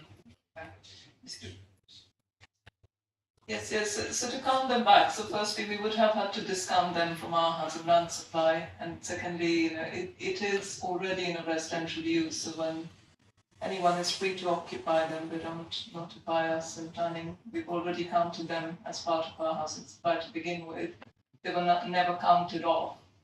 So, it would be a completely different way of monitoring them. And I think that figure would really relate to places up in the north where you may have areas which are sort of utterly, sort of areas which are fallen into disrepair and have no longer been, not be considered to be homes.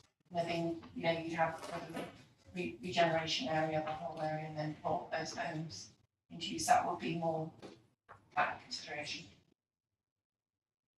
Thank you. Okay, I'm going to close now. We can resume at 2 p.m. Thank you very much, everybody.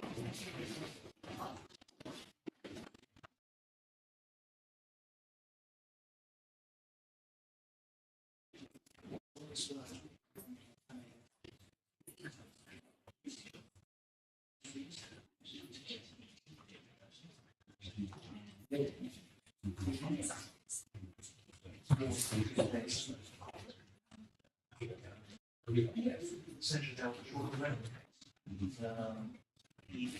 It's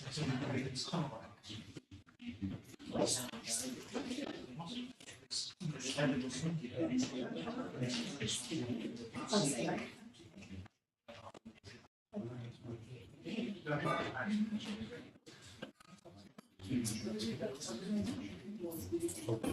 I should have paid more attention to the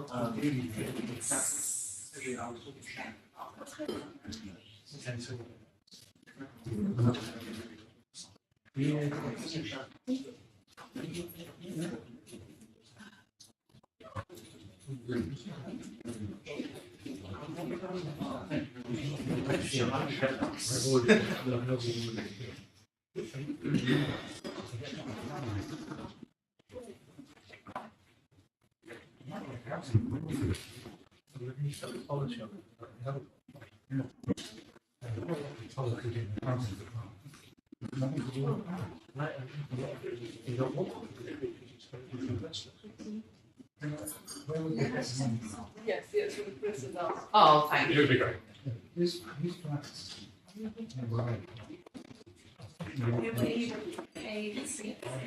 I suspect thanks for sending the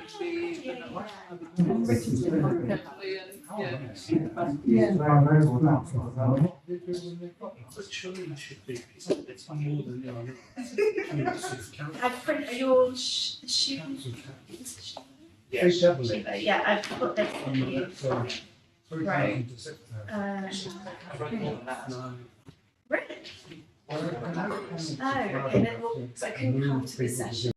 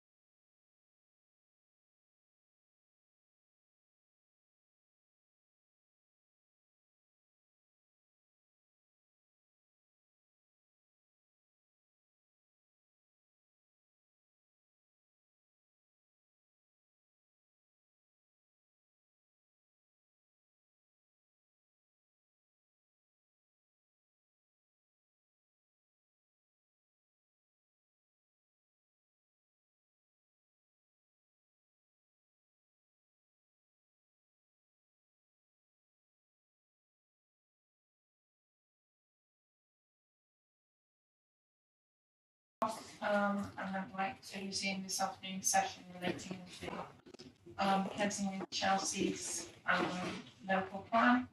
I believe there aren't any new faces this afternoon. You were here last week, weren't you? So, welcome. I'm now going to be looking at affordable housing policies or the community housing. Chelsea first as community housing. So my first question was the level of affordable housing which is provided over the plan period. I've read what the council has to say. So they've basically said that 36% in some of the amount of housing they're going to provide, or they're not going to provide, but which would come forward, would be affordable housing. Does anyone disagree that that is what they have said will come forward? Okay. My next question relates to Kensington Chelsea's approach of acquiring community housing and developments of 650 square meters of housing, whether that's in conformity with the London plan, and is it justified and in accordance with national policy. Right at the beginning of the examination, I asked the status of the plan, and the council was quite clear that whilst something may have been in the plan, current adopted plan, I am looking at all these plans anew because this policy hasn't been saved. Therefore, I need to consider it against policy. So, first of all, let's ask whether it's in general conformity with the London plan. Is there anything in the London plan that says you can have 600, you can ask for affordable housing for 650 square metres? No, there's nothing in the London plan that specifically has that figure.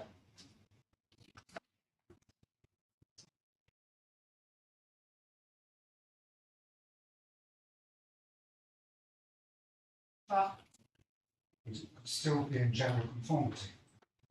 it could, however, it also has, I'm looking at national policy at the moment as well, and so, because at the moment it's not consistent with national policy, so my question is there anything in the London plan that it would be in general conformity or would be consistent with? And it is not. Okay, in terms of national policy, you referred me to paragraph 64 of the framework, which of course I have to consider whether the plan is consistent with national policy. And you've referenced that element. When you say a similar policy was in place at the time of the council's previous examination, you meant that's in the framework. Is that what you're saying? That's right. At the time of the previous examination, there was a written ministerial statement, which I have referenced in the council's hearing statement. So the existing policy was assessed against that written ministerial statement, which effectively didn't use the term major development. Very similar criteria. Is there any chance that we can shut the window?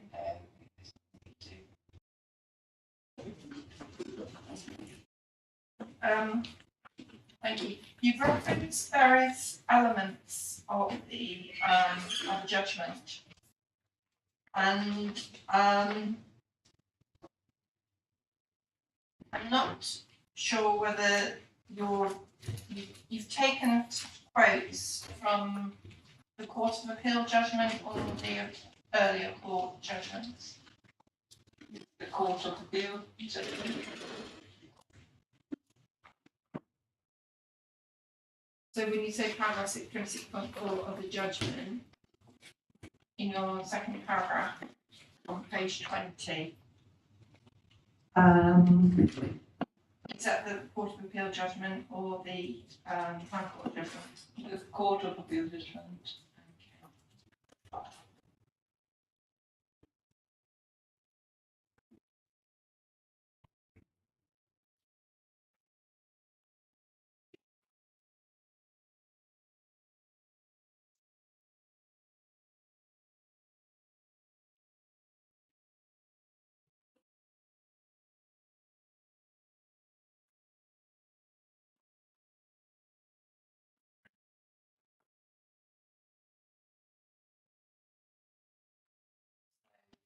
Fundamentally, so your argument is primarily that there are special circumstances in Kensington and Chelsea, which would mean that it was appropriate to set 650 square metres, even though national policy would suggest otherwise. That's right. I think so. We've looked at the basis of the national policy, which was to support small-scale house builders and in terms of viability for the smaller sites. And however, given the extremely high land values, which are also in the council's response, so they are out of kilter with anywhere else in the UK, including our neighbouring boroughs, the land values, the median land value in RBKC exceeds that in Westminster or Hammersmith and Fulham, Camden, anywhere else. So that means that even at this scale, as shown in our viability study, it's perfectly viable to provide affordable housing. And in many instances, it's actually for the smaller sites a contribution as opposed to on-site affordable housing, because it's not possible for an RP to manage very small homes on-site. And also sometimes it's not possible just to provide a single home, so it may be the equivalent of half a home or something like that in a financial contribution. But it is something that has widely been provided as per our existing policy. And also, as I mentioned, it's mainly to do with the high land values there, which are so out of kilter with the national policy. Okay, thank you. I'd like to bring Mr. Stevens in at this point.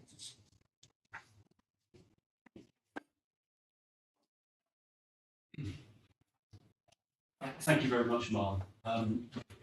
There is a reference in the London Plan. You asked the question about conformity, consistency with the London Plan. Policy H4, delivering affordable housing. There is a footnote there to that, footnote 82. Sorry, footnote 81. No, sorry, footnote 80. Yeah, right, footnote. It says that all major development of 10 or more units triggers an affordable housing requirement. Boroughs may also require affordable housing contributions from minor housing development in accordance with policy H2, small size. So there is a hook in the London Plan which would allow the London Local Planning Authority to set a requirement which differs from national policy. I just wanted to but it is my contention, the HBS contention, that really I think it's important that national planning policy prevails here. And my recollection of the High Court case and the subsequent Court of Appeal case, the argument at the time was that the government attempted to introduce a change in policy through a written ministerial statement, and the council, or you, Mark, can correct me if I'm wrong, attempted to change policy through a written ministerial statement that would be contrary to the planning system, if local authorities had different policies in their local plan at the time. Of course, and then the government's response to that was to put it in revised NBPF, paragraph 64, to ensure that as local plans were updated, it was possible to scrutinise this question. And of course, the government's preference is that affordable housing contribution should be sought from minor development. So that comes to the question about the circumstances in Kensington and Chelsea. And I would refer you, Ma'am, to policy H2 of the London Plan, which is about small sites delivery. And the supporting text there, paragraph 4.2.1, which says that increasing the rate of housing delivery from small sites is a strategic priority, as indeed it is for national policy, because as we've seen over the past 30 years, since the inception of the planning system, the number of SMEs that's now operating nationally has shrunk by some 85%. Chiefly because there are a lot of reasons to do that, but one of the main planning barriers is the failure or the reluctance or the inability to identify and allocate small sites. And that's made it a very difficult time for SMEs to begin to operate in. So I think the council has a reasonable case to say, and I think this is different from other London boroughs and indeed many other boroughs nationally. I think they've got a reasonable case to say that such is the need for affordable housing here and the tendency of development values to militate against that supply. I think they've got a reasonable case for requiring it on small schemes. Nonetheless, I think to be consistent with the London Plan and to support the Mayor of London's strategic priority to increase supply of homes from small sites, I think the council should be deferring to national policy. And that's because it is very important that we try and introduce some competition into the market, increase the number of competitors, new companies that are moving forward who are currently prevented from becoming established. Thank you very much, Mr. Stevens. Mr. Buck? I suppose I should declare an interest. I used to be involved in developing this particular problem. I'm not here. Problem or policy? Sorry? Problem or policy? Both, I think. The development of national policy started slowly with quite a high threshold before it would look for affordable housing from development. And even in the earlier stages, they made exceptions for London. London had a different system than the rest of the country for two reasons. One, because the sites were smaller. You didn't have any 1 hectare sites to develop. And because of the value. That got into London as having a 10-unit threshold, and that was built into the earlier versions of the London Plan. What's happened since then is that the fact that they're small sites is neither here nor there, and it's not an SME issue at all against Chelsea. It's a question of what is the value of the development and can it stand making an affordable housing contribution. And that's been established over time, and that is the case. And so the council is conforming generally to the London Plan, and that is quite a strong argument because these sites can support the provision of affordable housing. And it's been demonstrated. So introducing SMEs and small sites policy is a red herring. These sites are valuable, they can support affordable housing, and we only are required to conform generally to the London Plan, and our policy does, and we have been operating it for some time, and it's been agreed by previous inspectors. I understand that, but it's also incumbent on me, obviously, as a decision maker. In this particular case, I'm dealing with a brand new policy, albeit I understand this history to it. So I just want to drill down into terms of this issue in terms of what that activity. Or major demand of 10 or more units, obviously it triggers an affordable housing, and that's just national policy, which I'm London Plan here. Boroughs may also require affordable housing contribution from minor housing development in terms of small sites. nothing in these small sites that they are necessarily less than 10 units or more than 10 units, but clearly the only reason to mention it would be that it would be less than 10 units. Wouldn't it? That's right, yes. Therefore, that gives support for moving away from the pure marketing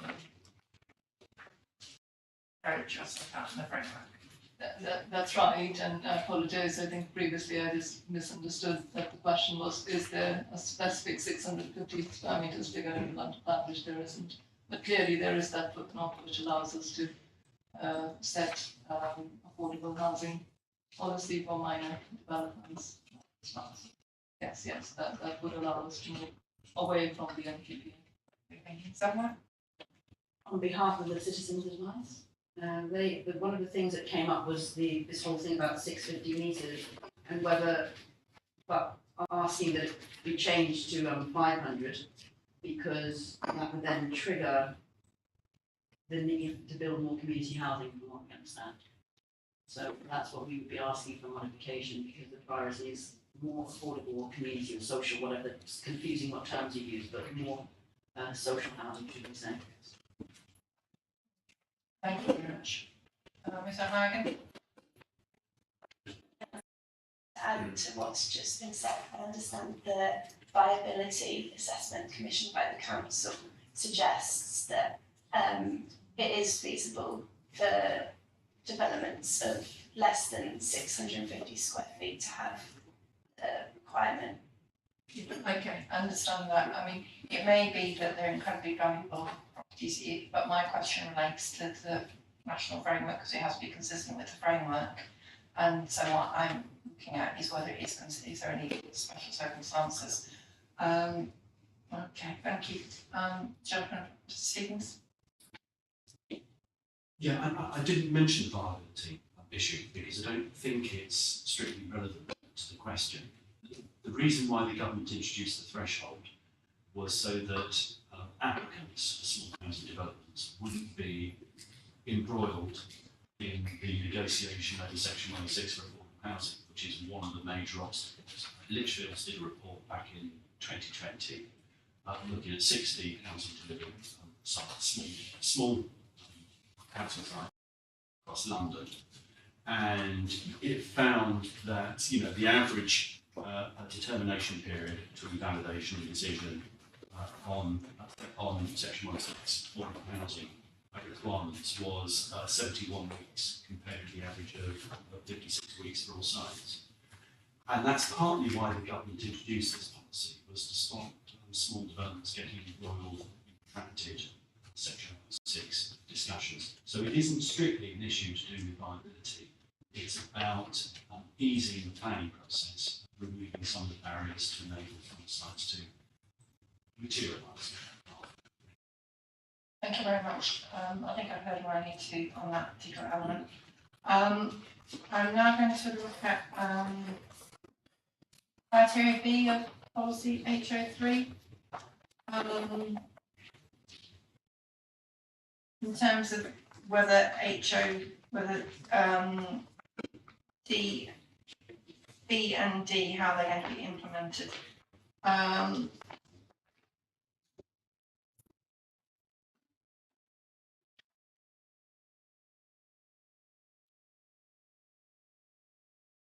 Suppose my question is, why is it gross internal area rather than net? So I think we've consistently used GIA. It links in with the civil calculations as well. So that's the main reason really. But also I think we've explained in the supporting text that we're talking about new residential floor space. But in some circumstances where there's substantial demolition and rebuild, then the entire floor space, in that case it will be the GIA. It's just for consistency throughout the plan. GIA has been used in policies, and I think with the additional wording in paragraph 3.29, it's clear what we mean. Related to work interest. Yeah, on behalf of Welcome, I think it probably just needs to be made clear in the policy that, like it had in the supporting text, that it should be based on uplift over the threshold rather than penalising existing floor space. Like you said, like if you're demolishing most of that, then that's understandable. But if it's being retained and extended, then that should be penalised as just disincentivises development going forward.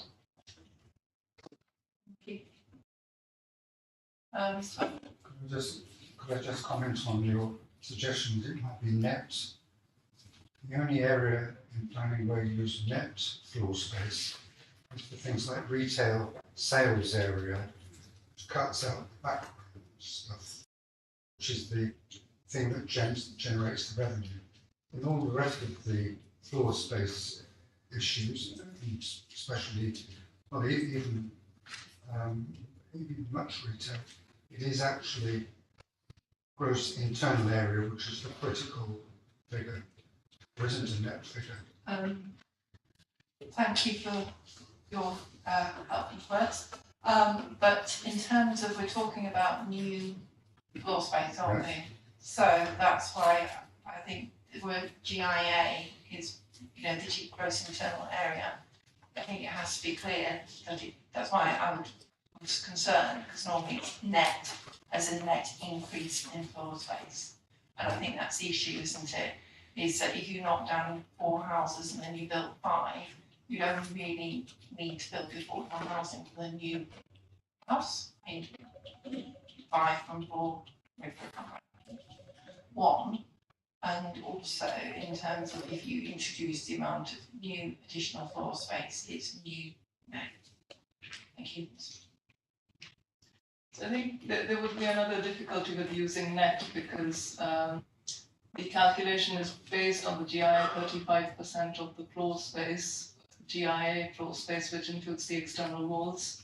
So if we say net area, it would just be, it would exclude the external walls and just be internal, which isn't something, it would be then a loss of proportion that we secure. Okay, well, I'll take it by consideration.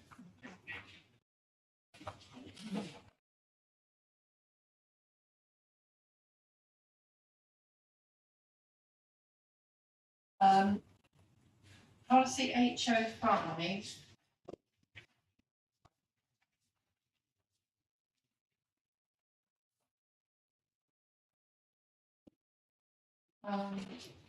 I'm just looking at the concept of community housing. When you talk about price bands to be agreed with the council, isn't that just any kind of community housing? Why do you need to put that in it? I think it's with reference to affordable extra care. And I think there wasn't that clarity. It's not as clear as the social rented, because social rents, the target rents are available. Whereas with the affordable extra care, it's quite a, it's a product that we don't often see. So I think that's why we've referenced price bands to be agreed with the council. Because those price bands are effectively set outside of planning. Surely it would be predicated on the evidence rather than something just to be agreed with themselves. I think it should be an evidenced price rather than just something to be agreed by yourselves. Because that rather implies that you just agree in evidence why you'd be agreeing it. So I think we can go back and find out what those price bands are. Thank you. I referenced criteria C and G of the policy HO3, whether they are duplicating the London plan, and why. I mean, fundamentally, why have you got these specific elements? Jonathan from LLP, you could just introduce yourself for the. Hi, Chris Hexon from DP9 representing Unstable. So this is more around consistency with the London plan, particularly in terms of the methodology, in terms of the way that community housing is calculated.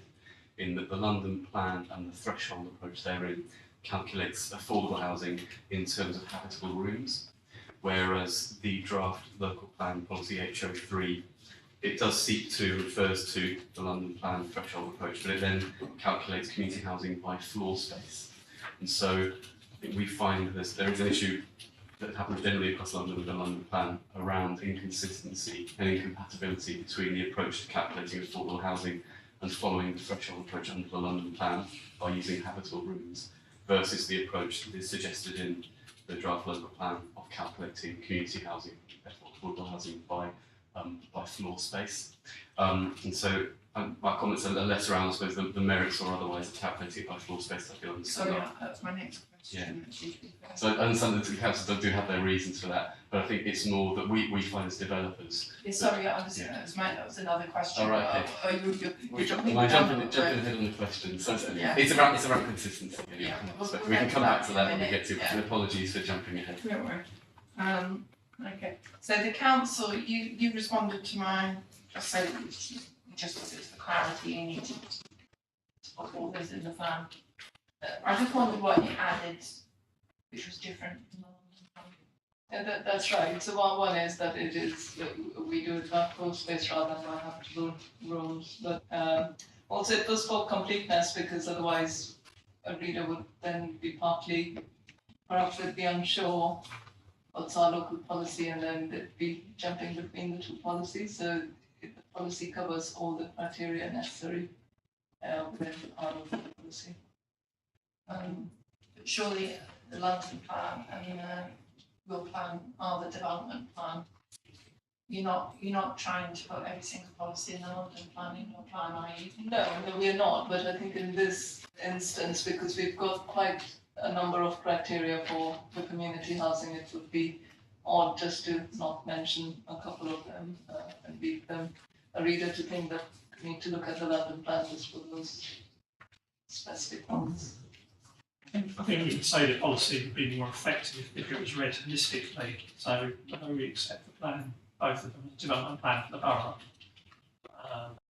in this particular instance, to have a couple of policy criteria in the London plan, I don't think it would assist in that sense. So, right, as I say, we think it's better to put it in one policy so it's more effective. Can we now talk about, sorry, Ms.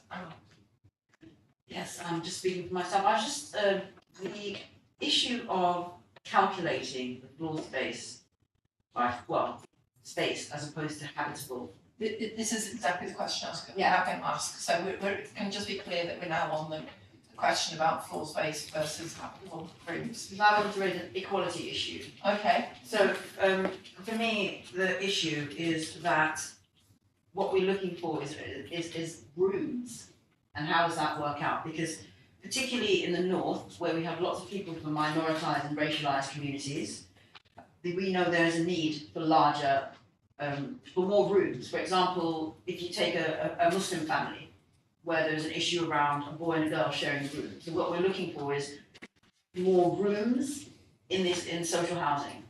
So it's not necessarily about calculating space, because it could be a bigger space with just 2 rooms, but actually what we're looking for is we need larger properties to accommodate communities, particularly in the north, who through culture, ethnicity, etc., maybe even faith, might have larger families, and that's not being catered for. So how does that impact? So I'm not allowed to ask questions, but I want to put that. Yeah, I understand.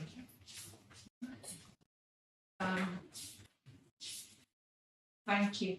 I also was surprised when I was reading, I think it's paragraph 3.52. You seem to have quite a lot of people coming very in your own houses. You've got 4 people in 2 bedrooms. And that, in terms of children, like a girl and a boy, are you always implying that a girl and a boy will have to share a room with children? Is that what the council would suggest is the correct approach? No, I don't think the council is suggesting that is the correct approach. I think it's just acknowledging. So the bedroom size is entirely linked with the local housing needs assessment. We are saying in the community housing nearly 40% should be 3-bedroom or more in terms of the kinds of dwellings. But I think it's acknowledging that it's possible for a young family, very young children, to share a bedroom. So given the pressures in terms of land in the borough and the sites that we have, I think it just acknowledges that a two-bedroom can also be for 4 persons. That is something which is in the minimum housing standards in the London Plan as well. So it differentiates in the size of a home, which is 2-bed 3-person or 2-bed 4-person home. So that's what we are referring to there. Jonathan from. Yeah, it's okay, now's the appropriate time, just in summary, reiterate the comment we made earlier around the importance of consistency with the London Plan more than anything else. And I would reiterate and support the point made earlier by the council that I think from a development perspective, we do feel it is helpful for the policy to make reference to the threshold approach in the London Plan and the fast track route there, because ultimately what the local plan is trying to do determine the threshold for affordable housing, and then also importantly the process by which that is assessed, particularly from a viability perspective. And I do agree with you, obviously the London Plan goes into a huge amount of detail regarding the fast track and the threshold approach. I think if a local plan is silent on compliance with threshold and fast track approach, it does create an ambiguity. We have found this in many other London boroughs where it doesn't make it clear that there's an expectation at a local level for you to meet and comply with the London Plan threshold approach. So I would support the comment made earlier that we think it is helpful to make the reference in there. But as I said, just in terms of that methodology then for calculating it, there is then obviously a natural inconsistency between a local plan that says you should follow the London Plan fast track approach, but doing it by reference to floor space versus by doing it to reference to habitable room. But I do understand that the reason habitable room is used from a London Plan perspective is primarily around the comment that was made earlier regarding optimising family housing within affordable housing tenures, because it's very rare in our experience that you will achieve, say, 35% affordable housing by habitable room and also achieve by floor space, or vice versa. There's a natural slight incompatibility between the two. So I think from our perspective, consistency would be very helpful. Okay, so getting back to the council, why have you used floor space versus room? I think we've used floor space because I think there can be debates around what actually comprises a habitable room. It's a measure which isn't entirely obvious to anyone what that means in terms of what has been secured as a community home. Ultimately, the London Plan also requires that developers report on all 3 measures: by habitable room, by floor space, as well as by the number of units. Most people engage with the number of units that have been secured, as opposed to whether it was how many hab rooms there were, or what exactly the floor space was. I think our policy is effective in terms of requiring it by floor space, because there isn't. It offers that clarity, which I think is better than habitable room, but really is meaningless as to how, what is the definition of a habitable room. So it doesn't include bathrooms and kitchens, but it can include living space or kind of open plan living as well as kitchen. So we, as a council, we have always used floor space as our measure. And as the London Plan already requires all 3 measures, it's not something new that we're asking for.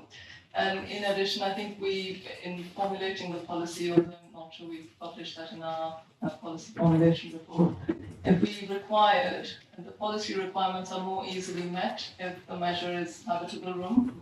So it's very easy to meet, or easier to provide 35% by hab room than it is by 35% by floor space. So in effect, we are securing, maximising the provision of affordable housing by requiring it by floor space. And that data, I think I could probably go back and find it if that's helpful and submit it to you. Just a comparison by schemes, whether, what's the measure by habitable room, floor space, and by number of units. I'm not looking back or not. Yes, taking into consideration what's been said, of course, I would also say that, of course, Kensington and Chelsea are exceptional. We've already put that on the table. Now, coming back to the reason why we need to be thinking about rooms, habitable rooms rather than floor space.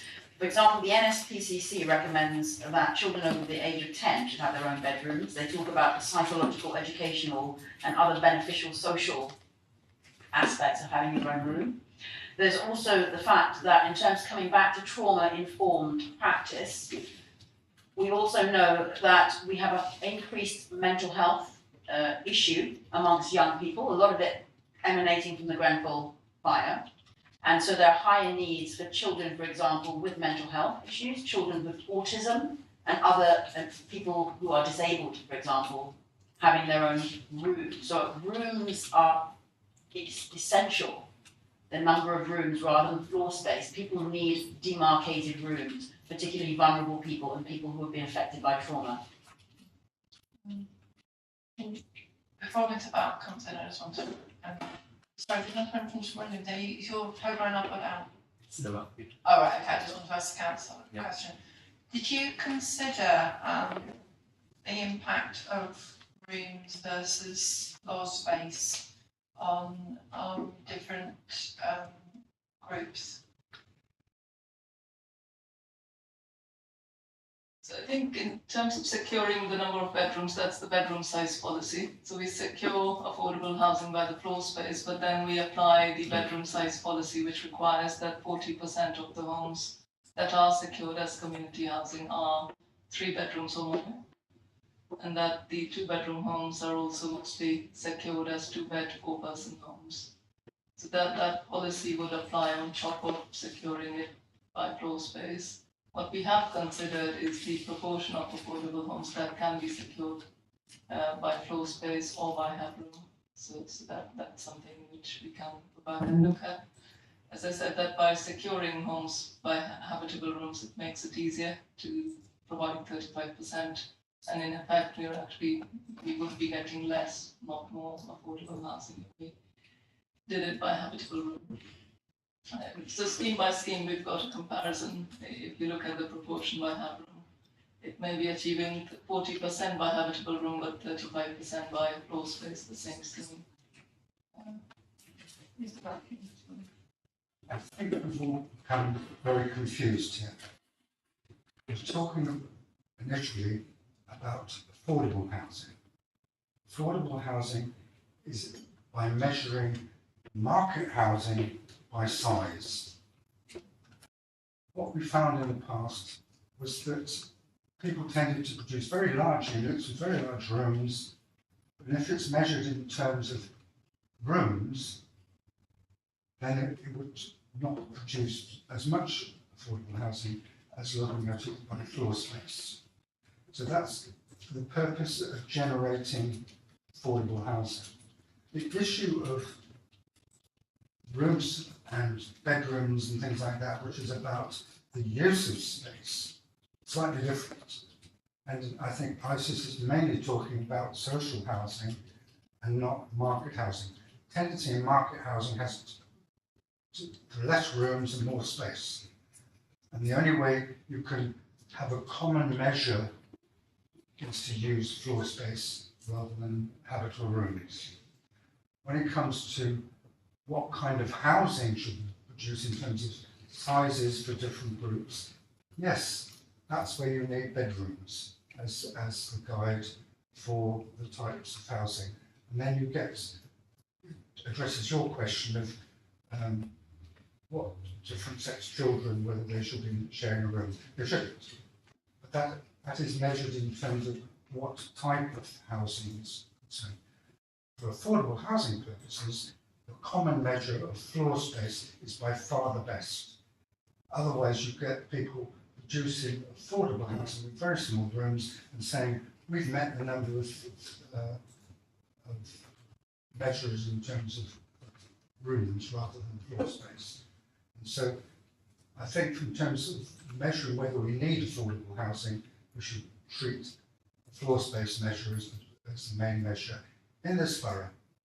Because what we found is that the market has just provided large units fewer rooms. And if you go on rooms, you'll get much less affordable housing.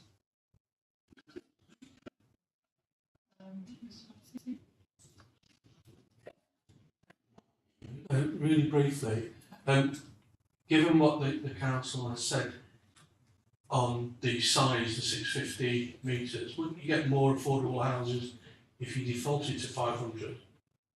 We're not talking about that figure at the moment. We're talking about floor space versus rooms and where they may be. We're not talking about 500. What were you saying? Just default for every house being 500 square metres? What were you saying? Sorry, I don't understand. The units that we're talking about for community, for the social housing, if it's 650, you're going to get less units than 500. That's all. But we've covered that point already, Mr. Murphy. Thank you.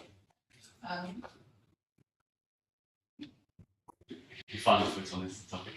If it's helpful, just look to the London Plan Policy H5, particularly subparagraph 4.5.3 and 4.5.4. So that, I think, helpfully explains why, from the London Plan perspective, habitable rooms are used.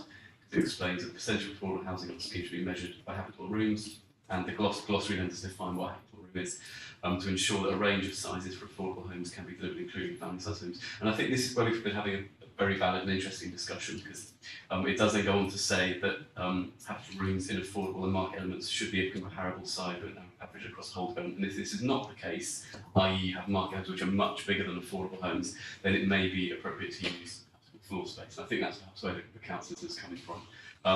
Our experience as developers is that actually the size of market and affordable homes coming forward is very, very consistent, and actually there's a big push for parity in terms of those sizes. And I would be surprised if the council, say, granted planning permission these days for schemes with much larger private homes were comparable to the size of affordable. And then just again, from a developer's perspective, 4.5.4 there.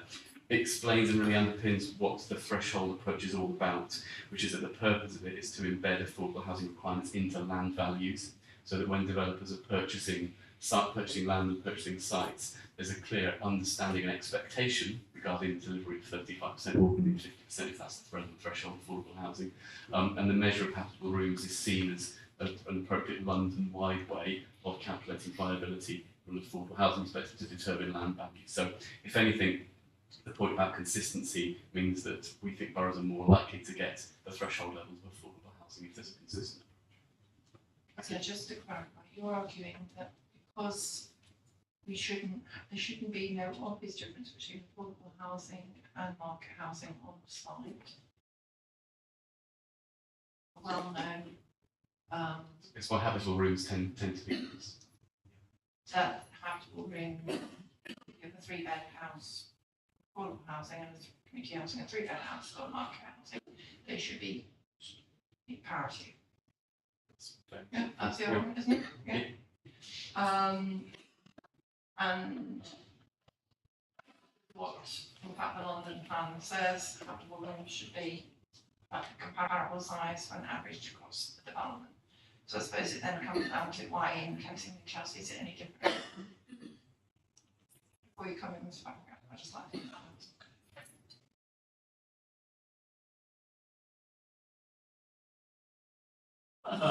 Not sure I can add too much. I mean, I think, without reiterating all the points we've already made, we feel that floor space is clear. It does provide more clarity. We are a borough that is at the extreme. I think everyone's actually acknowledged that. It does mean that every square metre in this borough is almost full tailor in a different way, perhaps, to some other boroughs. And I've, in the past, I acknowledge what's seen in the London Plan, but in the past I have seen mixes of, in terms of market. I couldn't quote any, but I have certainly seen quite a few schemes in the past where the market element has provided much larger rooms than perhaps the affordable. I think probably over the years we've grown that back in, but certainly in the past when it's come to sort of super prime and large room properties, that certainly was a phenomenon of this borough. It's only been in very recent years that maybe we've run that in a bit. So I think in terms of how we've approached this, we clearly, the GLA, are clearly acknowledge we're in general conformity with their plan. We are allowed to provide just general conformity, not strict conformity.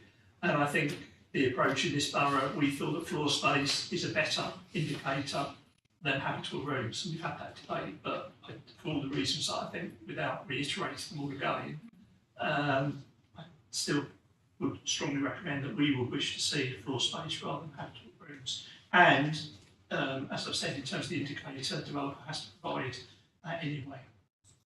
Okay, so historically, there was a difference between the larger housing and the affordable housing should be small. This spark, I know you've been patiently waiting. Yeah. What we've got at the moment is 650 square metres as a measure, as a trigger as to whether affordable housing. And that reflects the value of the property and whether it's viable to ask that of the developer in this borough. Same is true of other issues like SIL. Recognises the difference in values between places.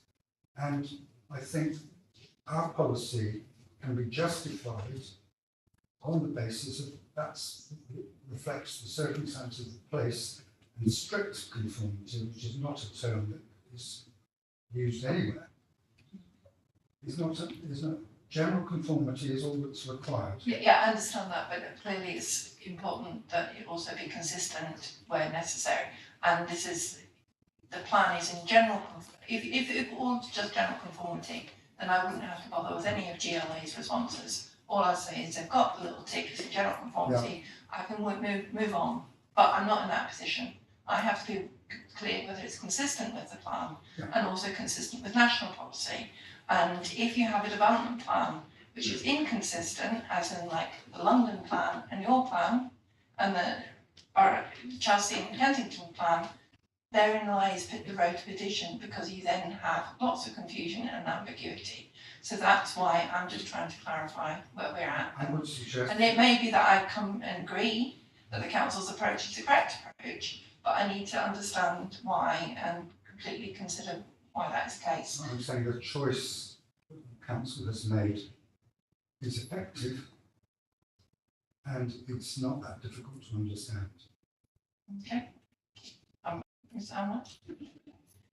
From what I understand, the local authorities can specify their own space, additional floor space in development. So is it not conceivable that the points that Michael's raised about the risk of using habitable rooms mean reduction in some room sizes, making them sort of cupboards and stuff, that sort of thing? I mean, there are national space standards that the council's actually put in their policy is being what they'll be requiring. So why are they not compatible, that you can have both, so that if you do have, if the council go with floor space, but it also corresponds with habitable rooms, so that by you not reducing the size of habitable rooms, so you've got the two of them side by side?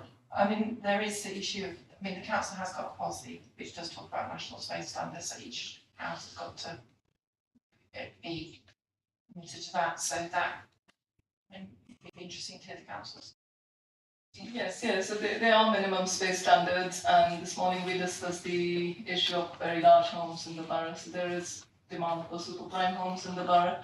So we have got policies where we seek to optimize every site, but there are instances where we see large homes, and sometimes people prefer, they can have 3 bedrooms in a 200 square meter property. So in that case, you've got very, a small number of hab rooms in that development, and often issues like, historic, the nature of the building, etc. So that's why we go for permission is granted for a larger home with small number of habitable rooms. So I think there are some Kensington and Chelsea specific factors here where if we move the policy to have rooms, we would secure less affordable housing.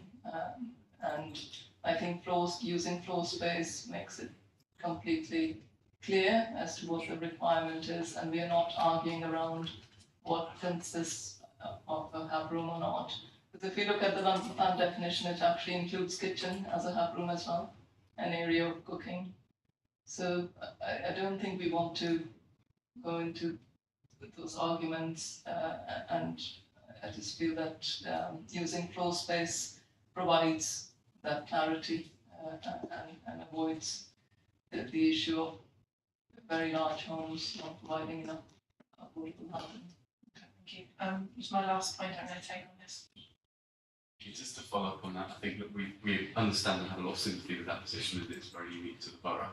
And I suppose in the scenario that we did submit a planning application where we had much larger private homes and we're trying to argue a small proportion of affordable, it does strike me that 4.5.3 does allow the council to say, actually, in this instance, we will assess it by habitable floor space.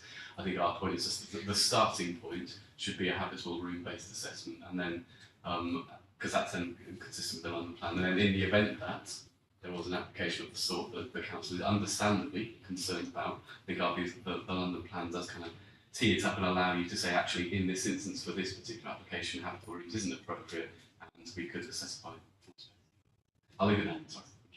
Sorry, can I just say that's just in the supporting text, it's not a policy in the London Plan, and we want our policy to be absolutely clear, given the significance of securing community housing in the borough. I think we need to be very clear what the measure is in the borough. Well, we'll take that one away. Thank you.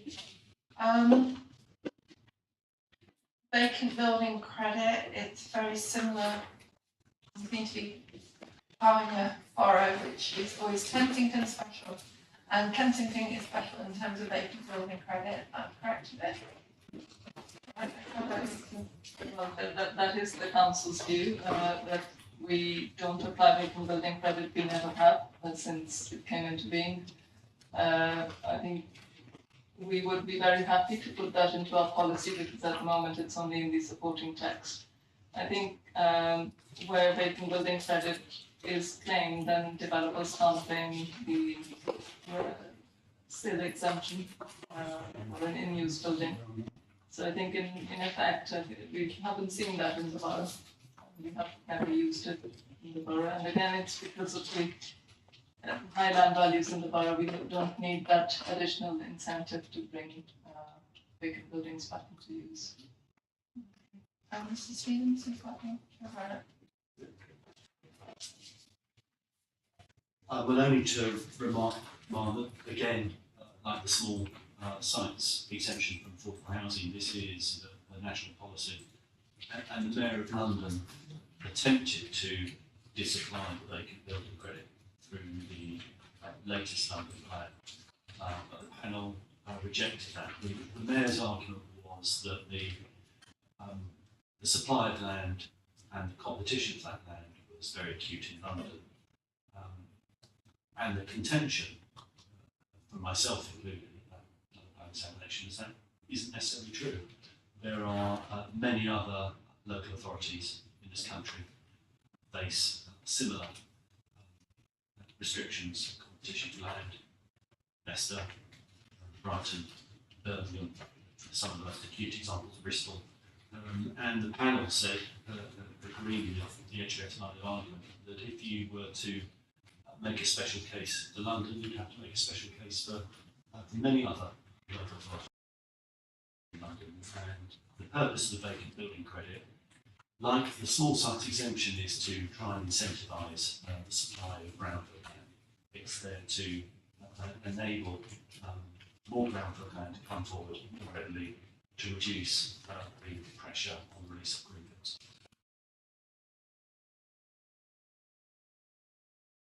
Does the council want to come back on any of this? Because it seems to me it's a straight question of whether Kensington's position is such that it overrides. So I think I would just come back on that to say that clearly on a London-wide basis, perhaps it was not possible to apply it because there's quite a difference in the character and nature of London boroughs, specifically central London boroughs and outer London boroughs. So I think, as we've said in our response, we've got some extreme land values and that the objective of the national policy to incentivize development is not really needed in the borough. And in fact, it would run counter to, so if we can't secure affordable housing from our smaller scale schemes, I think that would be a great disbenefit in planning terms, especially as the council relies on small sites for housing delivery.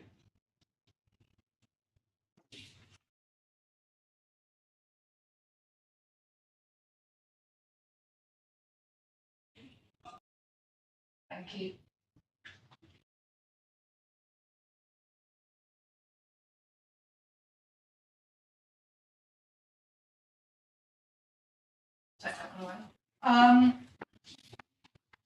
In terms of criterion D, relating to portfolio of sites, where the mayor has no agreement.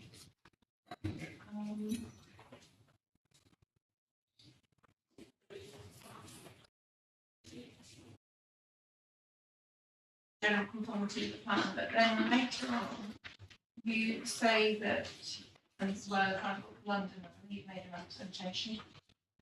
You talk about how such land has to be provided, such affordable housing needs to be provided in the borough, rather than over the whole of London as per the mayor's agreement. I just wondered what the position was in relation to that. That's right. I think it again reflects the acute need for community housing in the borough. So where we have public land in the borough, we would like that to be provided at 50% within the borough. Whereas the TfL's objection is that they should be able to provide that across London as a whole. Did you not get involved in the local plan examination, London plan examination? Did you not argue this? If you weren't happy with this element of the London plan, did you not argue that you felt it was inappropriate? So well, we did engage with the London plan at the time, but perhaps that is not something that we raised. I think we may have had resourcing issues at the time. We didn't actually make representations at the time. Right, okay, so it's a question of whether the fact that you have your acute affordable housing need means that you shouldn't be consistent with the London plan. Now, I know that you talked about how your plan is in general conformity with the London plan, and as I said, there's a difference between general conformity and being consistent with specific policies. And TfL, my understanding is TfL's reps were the mayor is in agreement with TfL's reps. That's correct, isn't it? Yes, that is correct. Yeah. I'll have to consider, but I think that's the appropriate approach. Okay. Thank you.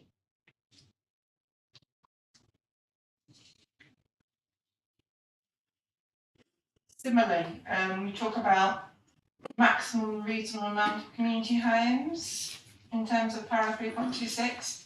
My understanding is that phrase predates the new London plan. Hence, it's a bit of a cumbersome phrase and it's a bit unclear as well, to be honest.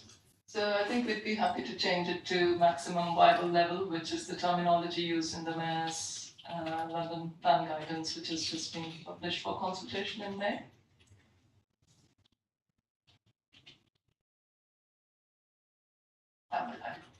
Initially, that seems a sensible response.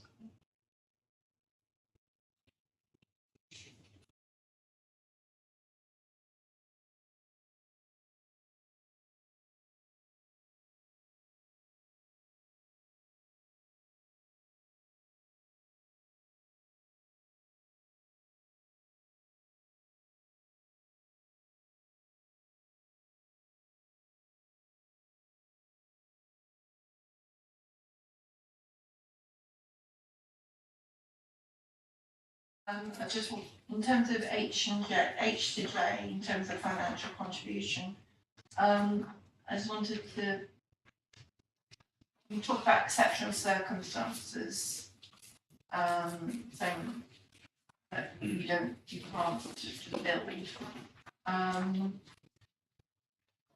Why do you need 2 financial liability assessments? I think the 2 financial viability assessments ensure that there's no incentive just to provide us with an amount, because effectively one of the first financial assessment reflects 100% private housing, and the other one with the maximum viable amount of housing on site, and then we take the difference of the 2. So there's no incentive. I think previously we operated a charge per meter square, which actually incentivized a payment as opposed to on-site provision. So we've amended that so that there's no incentive. Really, I think that's an acknowledgement where we've got sites which are too small to provide any affordable housing on site. I think that's the methodology that we've used, and we introduced this in the 2019 plan, and it has been working effectively. Okay. Is it clear that if you do have payment in lieu, that will actually be provided within the borough? Because you talk about provision off-site within the borough, but then you talk about providing a payment in lieu. Is it clear that that money would actually be spent within the borough? It's not clear, and we're happy to add wording to make that clear. Okay. And also, in terms of the difficulties that you have in providing affordable housing, or any form of housing in Kensington and Chelsea, it seems, how easy is it to actually achieve building this housing off-site? So, as you know, the council has a new homes delivery programme, and with the use of this money, the council is able to increase the provision on the site that it owns. So clearly there's a requirement, being public landowners, that we provide 50%. With the use of this money, we can go over the 50%.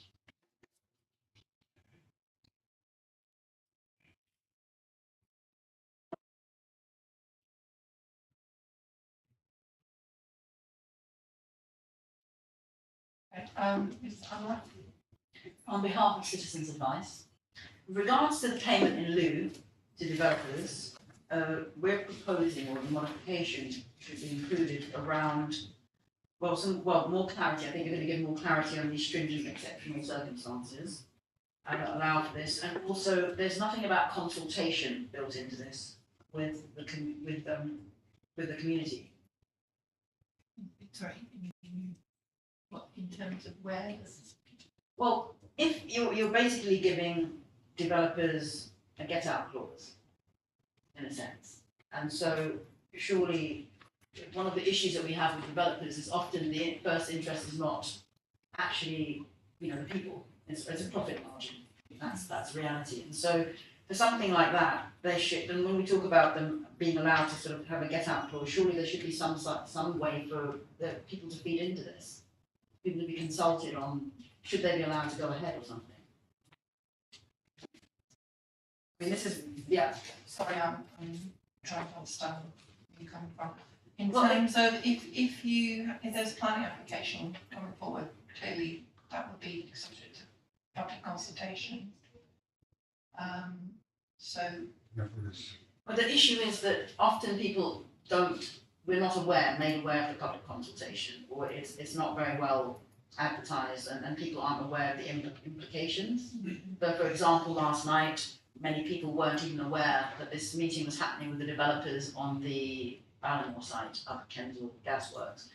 And there are implications where developers are allowed to kind of minimise standards, or, not comply for whatever reason because they want to reduce this because this has changed. So it's just about, is there a way of making it more stringent the need where we're going to lose social housing or size of social housing or the number of units.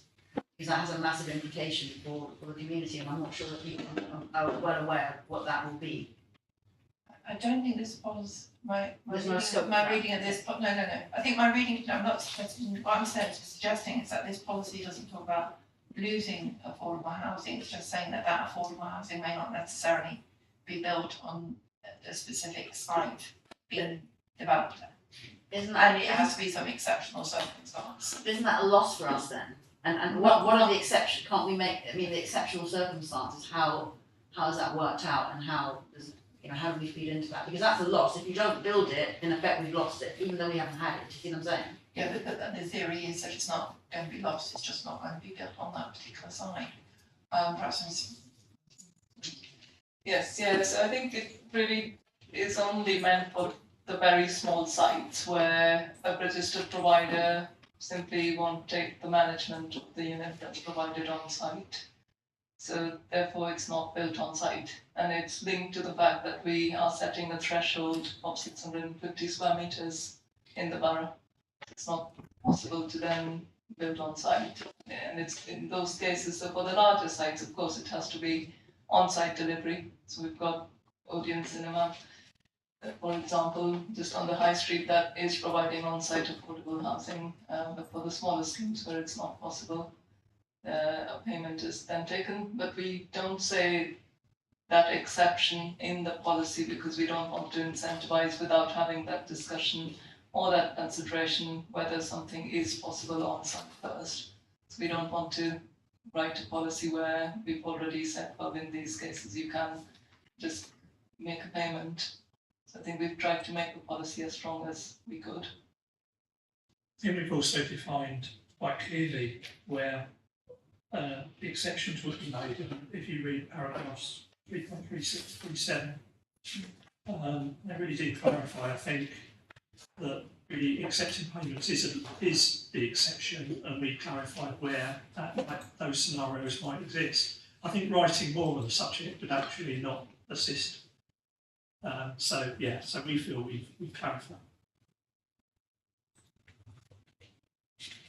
So can I just raise one more point in relation to this? Just that this model also has impacts for equality and mixed tenure, because very often, for example, what happened up at Holland Park years ago, you build something and it becomes sort of very exclusive, expensive properties, and then the deal is done where the sort of affordable, the social housing is built elsewhere, usually in the north of the borough. So then what you're doing is you keep, there's this idea, or this vision that the council come up with, where we talk about mixed tenure, different people living alongside each other, whether they live in social housing or private housing, but trying to mix communities. And what this does, it further divides. So I think that there is an issue about that, moving one set off to the north and keeping this, and it's happened a lot in the borough. This policy is written so has been written with that in mind, not to achieve that. My understanding is because it's exceptional circumstances. It couldn't just be that a developer comes along and says, I would quite like to have just rich people living here. But could we just have something in there about equality, equity or mixed tenure, because it doesn't reflect it in there, or it simply says exceptional circumstances. But it'd be nice to talk about us trying to achieve this vision of mixed tenure, of equity amongst people, sort of, a mixed group of people living together. That should be some sort of priority, because I do think there are cases where developers have used this as get-out clause to put the poor people in the north with not so much profit, and the rich people in the south or the centre. I'm sure the council could see themselves putting some supporting text, suggesting, that community housing, it just takes some quote out of the framework. Yes, That's what the easiest thing to do, which talks about tenure blind, etc. So we have the policy criteria in terms of tenure blind N. So but we can also talk about mixed and balanced communities. Yeah, if you could put that in the supporting text, and perhaps that'll give you some comfort. Before I come back to you, Mr. Bark, I want to speak to you about it. On the issue of those type of sites where the viability for the builder is impacted, so they put aside some money that you can build elsewhere, it has an impact on the living space for those who live on the council-owned spaces, because it's there where the infills are made, so it's there where the impacts of overdevelopment is felt most acutely. So although it is, I understand the quandary that the council finds themselves in. It's not a zero-sum game, because the community itself has to pick up that slack somewhere, and your estates are already quite heavily housed as it is. But also the other issue which flows on from this, looking at the Flourish development just yesterday, when we had the first meeting of the forum in November 21, we were told 35% of the properties on there were going to be either social rent, affordable rent, or for buying by community members on a home buy scheme. They've already said it's going to be reduced to 20. I'm not sure how we're going to meet the amount of social housing that needs to be built if we keep having exceptions. Mr. Clark. Yes, I think the policy is trying to make it a presumption that you look to build on site, and that's right, because we found in the past that people went and dumped affordable housing in somewhere cheaper in the borough. I think it does that. I don't know whether adding a comma before unless would help, but I much agree with you that it does need to go back to the original purpose, which is to have mixed and balanced communities. That used to be in here. It's kind of disappeared from the text. I think that would be useful. The problem is, has been said, that if the amounts of social housing are small, it's probably better put together where it can be managed by a social landlord. But for most of the larger ones, they should be on site. And I mean, I can give the example that I gave this morning. The large development, 97 flats, could easily have been on site. It's actually got dumped in the lower end of King's Road in a former office building. It looks great, but it didn't meet tests that you would want to have mixed and balanced communities. So trying to meet it on site wherever possible needs to be a presumption. It's expressed the other way around unless there are exceptional circumstances. I don't mind as long as people actually realise that the main purpose is to get it on site where you can.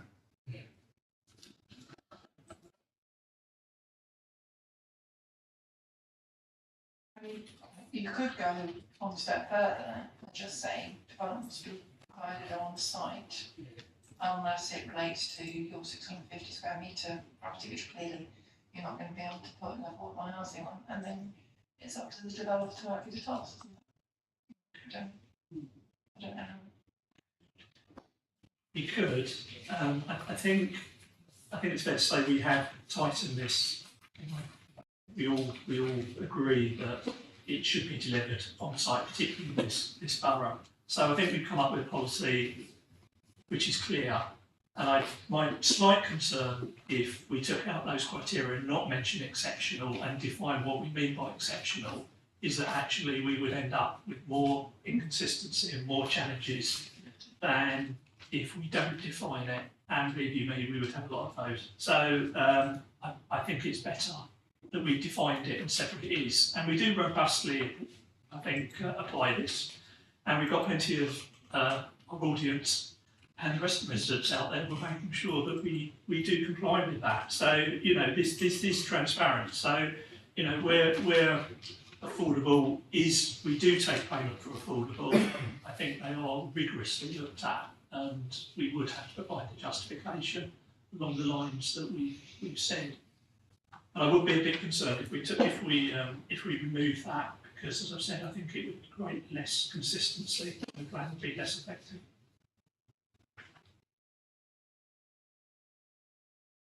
Thank you. I think we're all agreed, not that it is all about what we all agree, it's what I think, but in terms of issues of supporting text, making very clear the council's approach and framework, in fact, the requirement that you can't just sort of put people elsewhere, because that would be inappropriate and not be good fun. Thank you.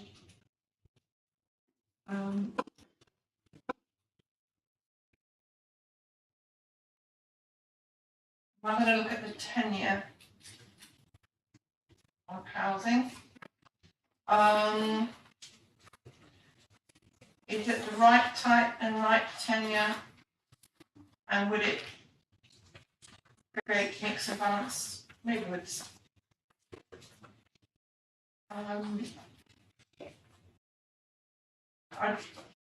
If anyone, beware, I'm going to be talking about the first homes in the next question, so if anyone wants to talk about something other than the first homes issue, I can just take the council's response as well.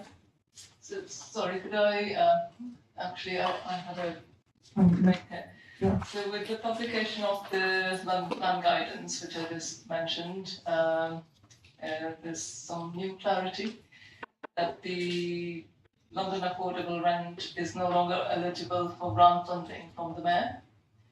So I think we would like to propose modifications to the policy. So where we're saying that all London affordable rent. So the mayor's new LPG is giving preference to social rent homes, which is what our preferred tenure is, as well as stated in the policy. So I think we would like to propose some modifications which would then water down where London affordable rent is sought. And it's now incorrect to say that where grant funding is available, because it's not available for London affordable rents anymore. Grant funding is in fact now available for social rent homes. So I haven't got the wording, but if we note that as an action, we can propose some new wording for that.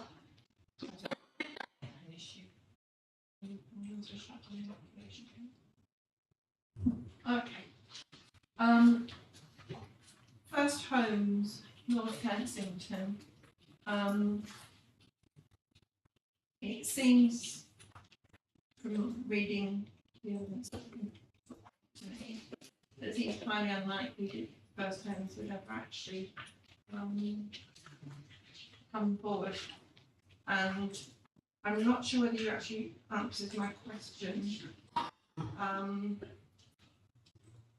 But my question was, were first homes more expensive? Really, did you get more for your buck out of a first home or housing?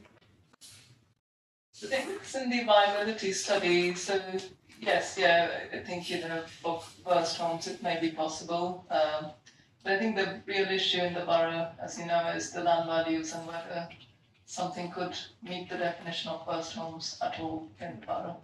So the only possible location where it may be possible was North Kensington, which is where the policy has been formed over. Yeah, I think going forward, if the land values increase, it may not even be possible there. But the wording in the policy leaves it flexible, so if something could conform to that definition, we could secure some first homes in the borough in line with the national policy. It was really formed just to comply with the new national policy, and I thought Kensington was special. but it is. Yes. Before Mr. Spencer, Stephen, sorry, Mr. Stephen. Why did you just mention? I mean, surely circumstances alter cases, and there's been a change in land values.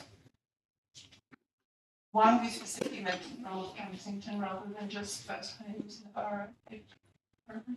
So I think elsewhere, as shown in the viability evidence, they would simply not meet the definition at all. Yeah. Stephen? Yeah, when the government announced first homes, I thought this is intriguing, because I thought if I was a first time buyer, I might be able to afford a flat for 420,000 in Kensington and Chelsea. That's quite exciting. I was ever in that position. Because that was the maximum amount you could charge. But I think, with a discount of 50%, I think is the maximum you could go to, if I can remember the case. In truth, I've given up argue about first homes anywhere in the country because no local authority seems to be interested. And nor do house builders seem to be particularly enthusiastic about providing it. Nonetheless, it is a government policy. And, you know, if it doesn't work in Kensington and Chelsea, you know, it's not really going to be delivered anywhere else. And that's why I think it's quite an issue of principle. And then I find it curious that people then discount it on the basis of liability arguments, when in loads of other areas about the efficacy of planning the plan-led system is that you set your policy requirements as the local authority, and that feeds into the land values, that gets baked into the landowner has to accept that. And I don't see why people then make an exception for first homes, because surely if you have a policy for first homes, then the landowner has to reflect that in their land values. Whether they wish to or not becomes onto a separate theoretical argument about whether that then prevents land from coming forward, because the weight of policies discounts that. So my point on is that I don't think you can discount the first homes policy just on the basis that it creates national policy. I don't think anyone talks about, but it's not a question of viability, it's a question of whether it actually meets that threshold. If there's a threshold, which you won't be able to, 50%, can't go any higher than, then surely that's the issue. No, I think you set the policy, and then it's up to the landowner to decide whether they can meet that or not. If they can't, then there's a flaw with national policy. It's not. But it's a market value, though, isn't it? I think no. You set the signals. You set the price signals through the local. That's what we do with affordable housing. I don't see why we're therefore making an exemption for first homes just because we don't think it's time.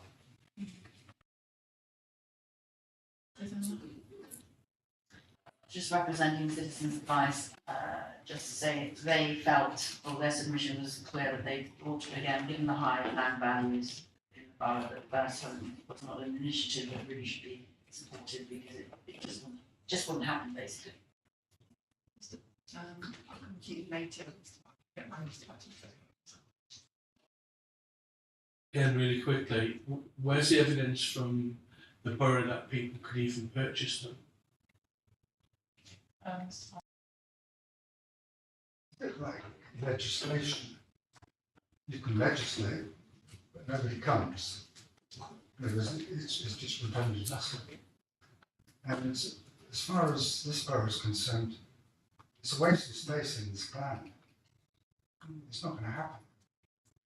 And I don't see the point of actually saying, well, just because it's national policy, it works everywhere. It doesn't. And I can't see any point in cluttering up the plan with no hopers. I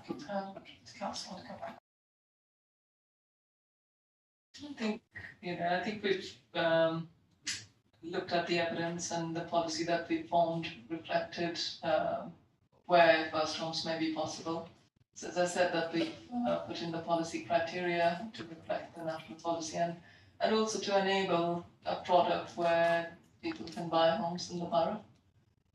I think it remains to be seen whether land values would allow it to happen. But from the evidence before us, it did seem possible that it can. It's a product that could be sold in certain parts of North Kensington borough.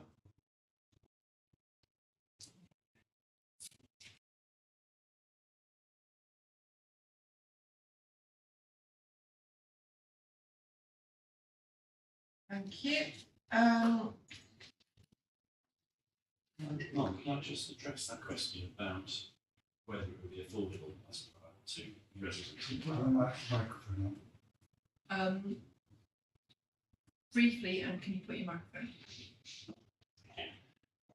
The question about whether as a product it would be affordable to residents in the borough isn't actually the relevant question, because London is treated as a single housing market area.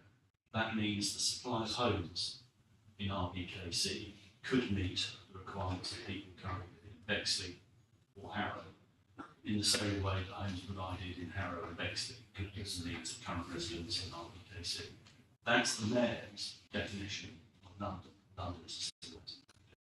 So first home place might be catering to needs of somebody else living elsewhere.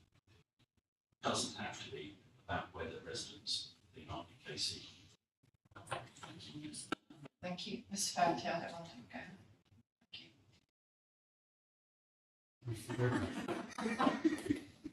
Okay, the next question relates to community housing. Where will it be provided? And the council's helpfully said on land other than, they set out where it would go. New homes delivery programme. Crudely put, new homes delivery programme, council owned land. That's right. Yeah. Council owned land possibly on existing estates. So it's all the identified sites in that, in the appendix, so those are the sites, really. Clearly, some of those sites have, such as Eden and Way, etc. Obviously I have to consider. Okay.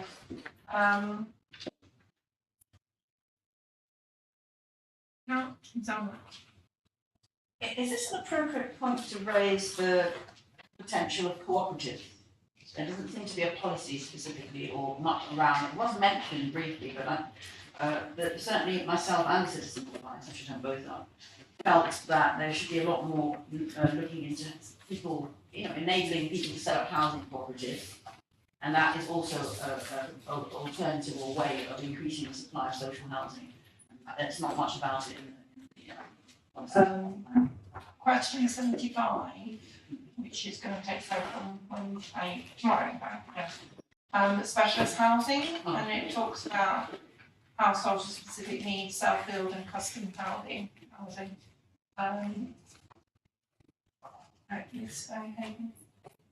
Similarly, I would, and to add, I'd consider community-led housing, which cooperatives come under, to be an element of the community housing section. In the supplementary text of the local plan, the council reference support for community-led housing, but they don't have any specific policy. Well, as I said, we're going to talk about that tomorrow. But I don't think it's specialist housing, I think it should come under community housing. I agree.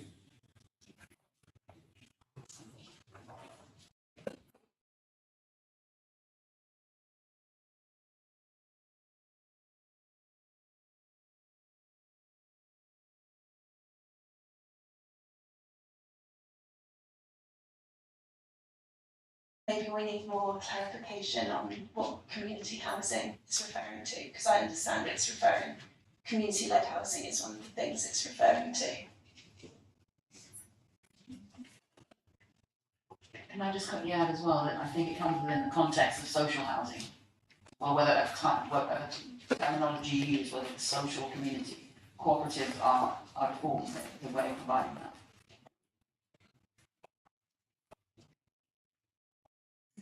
So I think paragraph 3.24 of the plan describes what we mean by community housing, and they are the three products which we consider genuinely affordable, which is social rent, London affordable rent, and the London living rents at the lowest ward level. So really the term was initially introduced in the community housing SPD back in 2020, and it was to reflect that where we secure affordable housing in the borough, it's genuinely affordable to people at various income levels which are well below the £90,000 cap, which is used by the GLA. So paragraph 3.46 is where we acknowledge community-led housing. So although I mentioned those three products under community housing, they are not exhaustive. That list isn't exhaustive as long as the product is available to people at income levels at £60,000 or below, or a range of income levels. So I think we've acknowledged community-led housing in 3.46, but it's not in the policy because the overarching policy is to secure community housing, affordable housing. And then if a product comes forward which is catering to that need and providing housing for people at lower income levels, then I think that will be, well, the plan says it will be supported.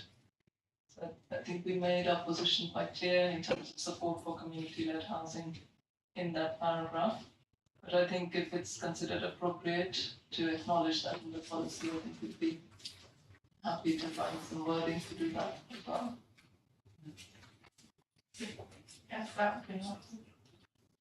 I mean, the issue with community-led housing, of course, is you actually have to buy the house as well. It's not, you know, that's the issue, is actually how you would achieve it. And that's some perhaps outside of the actual process. Is there anything you wish to say? Some potential wording that could be added could perhaps be for any large scheme, maybe 500 units or more, to make a certain percentage, 5 or 10% of homes available to transfer to a community-led housing organisation and use value, or to facilitate incoming residents to form their own community-led housing organisation, and also to specifically have policy for the allocation of sites to community-led housing projects. Let the council take that one away. I think I think it'd be very difficult to put. I mean, to be honest, I wouldn't do a policy like that if it was possible to put forward. It's in like drafts. I know you've shown me all the sites, but those are all plans, and the community and in London plan would be very difficult. It would be a very radical change to our policy. We haven't looked at viability. We would have to do a lot of research as to whether that policy could actually work in this borough.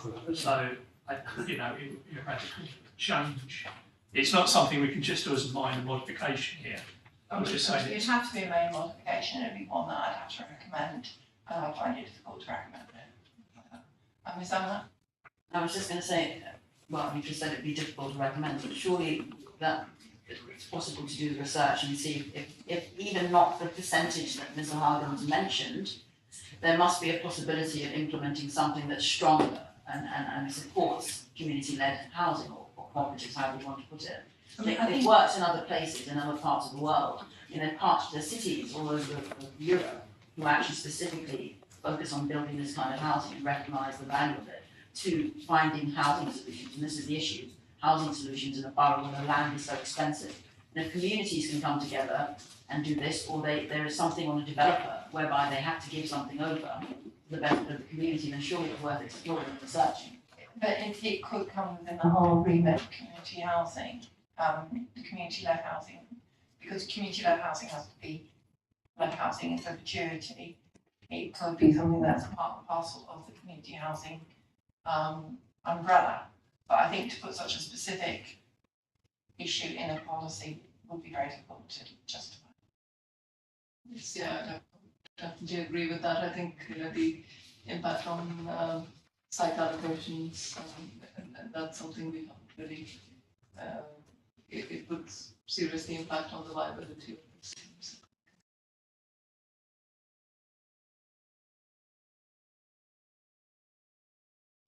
Sorry, can I speak again? Well, you said, okay, you can speak, but I might not position Okay. for you. I guess I don't really understand the position. Like, for example, other draft local plans have specific policy to allocate sites to community-led housing and provision of a percentage of homes. So why is it not possible here? Right at the beginning, you said that this plan, I'm looking at this plan, and my assumption is that it is sound. It's not my role to improve it. If there is something in the plan which is unsound, then I have to look at that and work out whether it's unsound. It's not my role to rewrite the plan. And the plan is not unsound by not having a reference to community-led development in the community housing element. It could be in the supporting text, but it's not going along to improve it. The plans come forward as it is, and I just have to ensure that it's done. But the the London plan says that local councils need to support community-led housing, so. But that's to really support, sorry, I To mean, be I don't want it to be, conformity I don't with want it to be, this is an innovation society. In terms of the community-led development, the council can support, if someone came forward with community-led development, I'm sure the council would be very supportive of it. It's a question of whether they have to put it in their policy, and that's a moot point. Okay.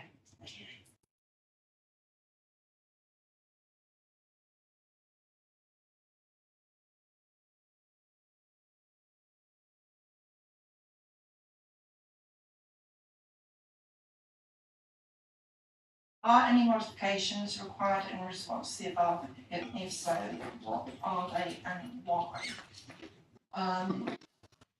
We've gone, the council put on the element about vacant building credit. That's something that I'm obviously going to consider.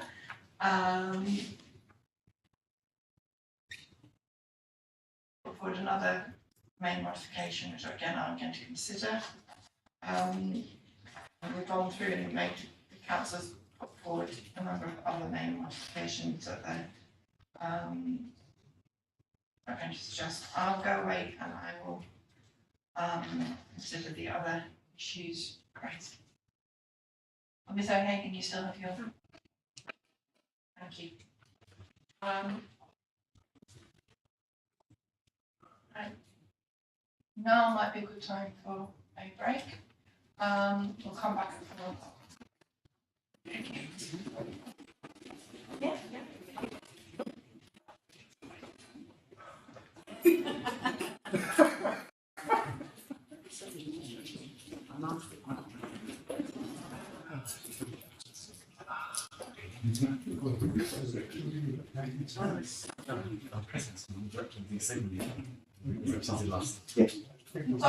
Sorry, I completely made a mistake.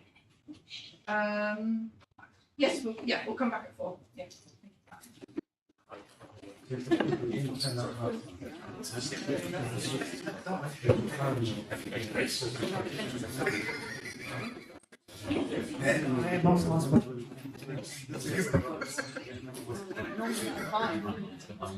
Yeah, you know what, in terms of housing, it's the longest.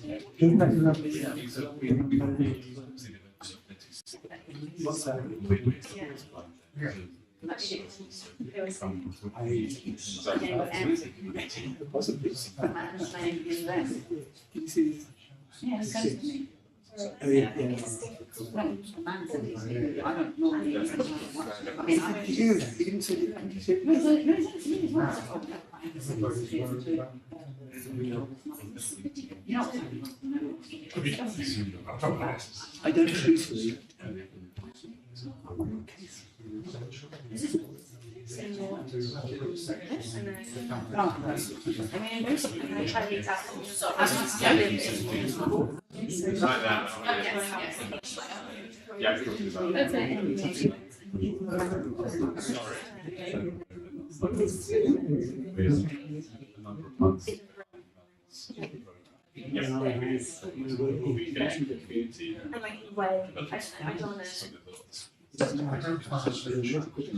Yeah, right.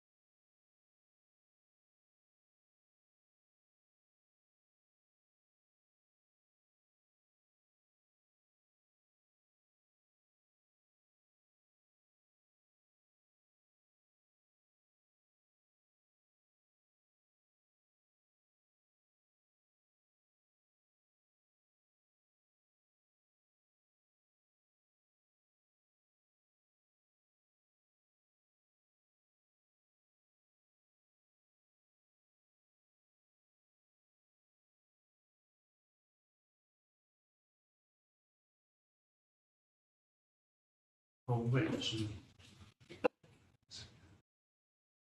So it was John Court, yeah, John Lester. He founded the Methodist movement.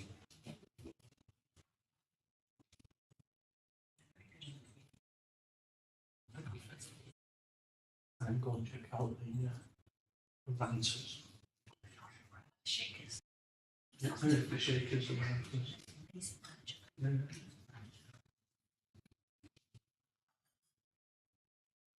The Grindonians.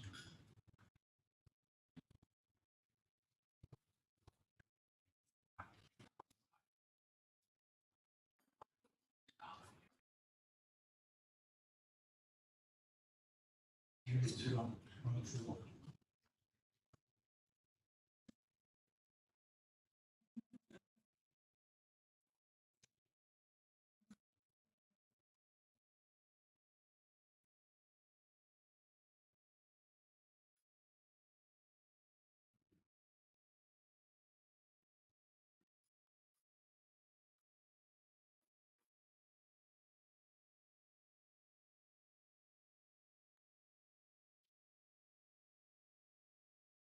Welcome back everyone, including those watching on YouTube.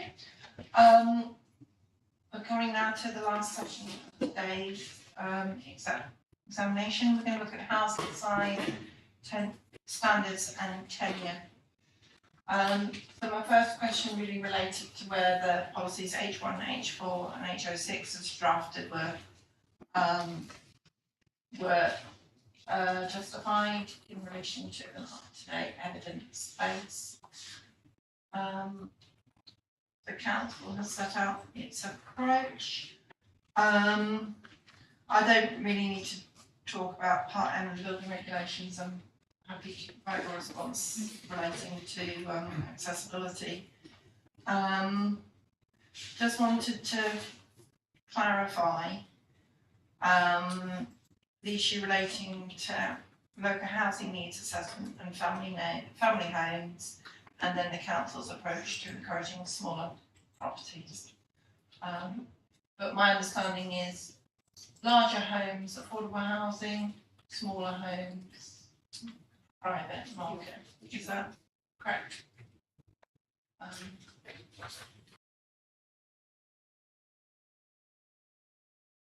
And the other question was, in terms of Part M, if you had a not a full integer, how would you deal with it? Sorry, I didn't really. If you didn't have a full number, say sort of 20% or whatever the percentage is Part M, if you divided that with the number of houses you've got and it didn't end up as being a whole number, how would you deal with it? I think we just take a pragmatic approach and see, it's with anything else like the affordable housing, or so we just probably just round it off and see what's possible. I mean, really the aim is that we secure as many homes as possible which are accessible, and the M4 3B is M432B, the wheelchair user homes. So they are the 10%. So that's where I think we would just use a pragmatic approach if it wasn't a road pickup. And it would depend on the site. So if it was possible to secure it as a wheelchair user dwelling, then I think we would just do that. Does anyone have any issue relating to question 60?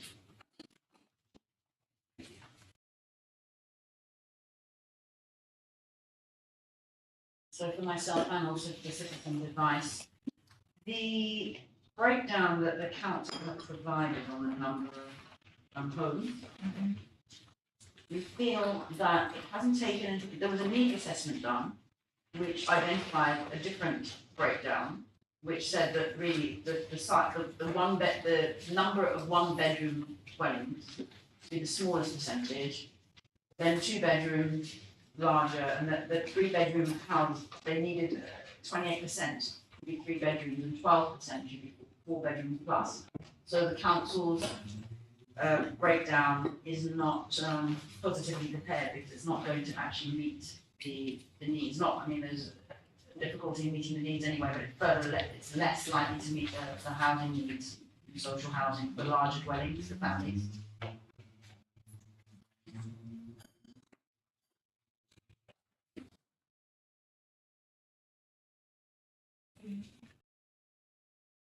I think the plan reflects the needs identified in the local housing needs assessment. So table 3.2, which is for community housing. So the local housing needs assessment identified two types of needs, separate needs for the market housing and then separately for community housing. And they've been lifted from the local housing needs assessment, table 3.1 and 3.2. And so in the private sector, in the market sector, the need identified as 75% for 1 and 2 bedroom homes, and then 25% for 3 and 4 bed. Whereas in the community housing, it's different, so it's almost 50% for each. So 50% 1 and 2 beds, and 50% 3 beds and 4.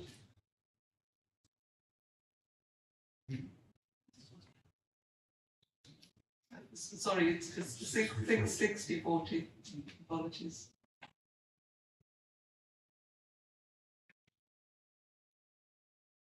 Does that clarify what you was Emma?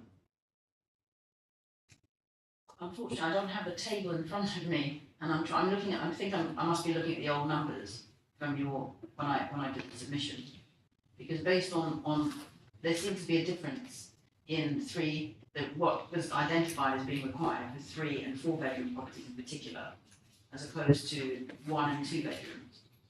I don't have the table in front of me, though, unfortunately.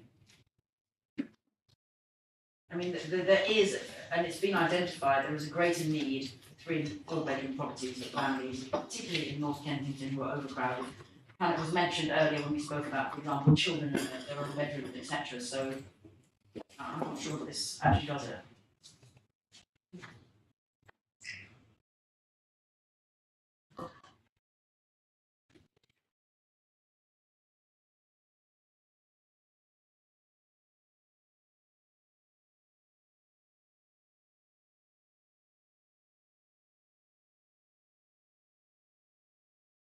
I mean, it appears to be that the actual need is, if you actually read the table, the need is double, isn't it?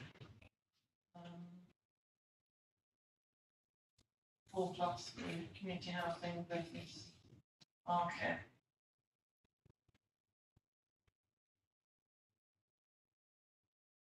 So to an extent it's maybe available.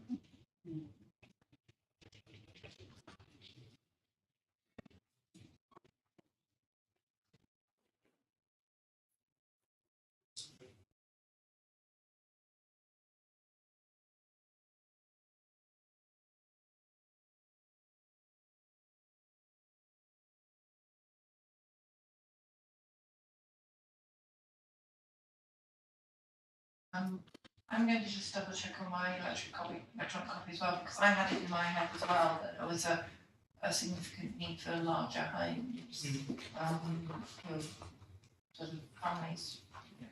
It felt like you needed to swap round the 2 bedroom allocation with a 3 bedroom and a 3 bedroom with, the 4 bedroom, and you need less 2 and 1 bedroom.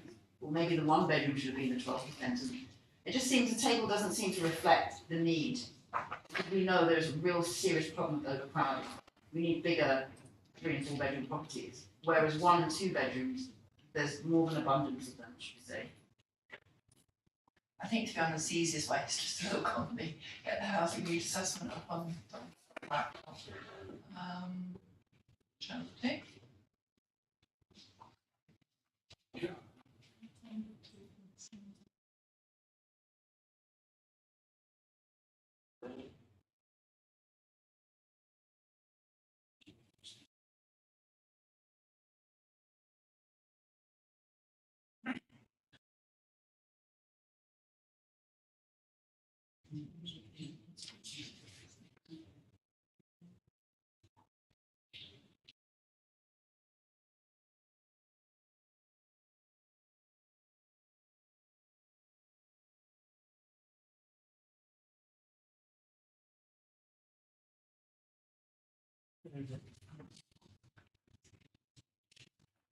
So for community housing, in the local housing needs assessment, page 35, table 3.9, breakdown of need by bedroom size.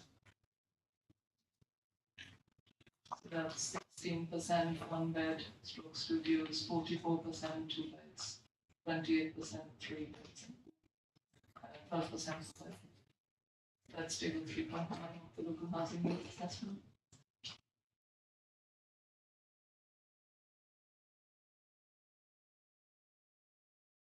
How did that, how was those figures generated? So the figures are generated in the local housing needs assessment. They are based on population projections as well as the council's waiting list.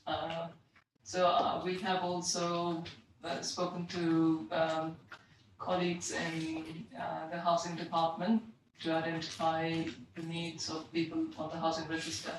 It also takes into account that the existing affordable housing stock, so there will be movement there as well. And then it's factored all of that in to then come up with this figure.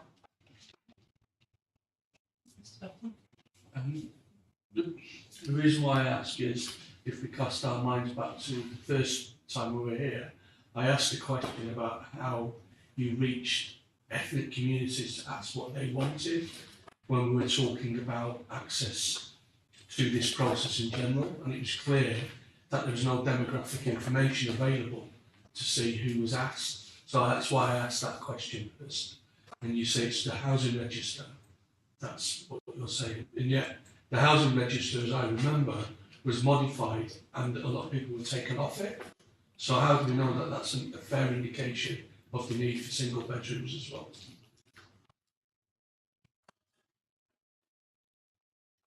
So clearly the housing waiting list, so we have to rely on the housing department to have and maintain the housing register reflecting the need of people who are on the waiting list to be housed, because that is the list which is used to house people, so that does reflect what the needs are of those people on the list, and that has been factored in to the housing needs assessment. Just putting on the citizens' advice for the citizens. Sorry, do you mind if I? Sorry. Yeah. This doesn't sound like. So yeah, citizens' advice, that the evidence that's coming through is a greater demand for 3 and 4 bedroom housing. And I've even got someone I'm working with now, overcrowded family, 6 of them in a 2-bedroom place on World's End. And the people coming through the doors to the advice agencies are asking for 3 and 4 bedroom houses, and particularly 4-bedroom houses, because there are a lot of families, as we said, particularly from people from racialised and minoritised communities who have large families and are severely overcrowded, and there's a blockage in the system. They're not moving anywhere. So even the 12% still seems rather low, because these are the people that are coming through the door. If you look at the issues and you break them down, overcrowding is a massive one.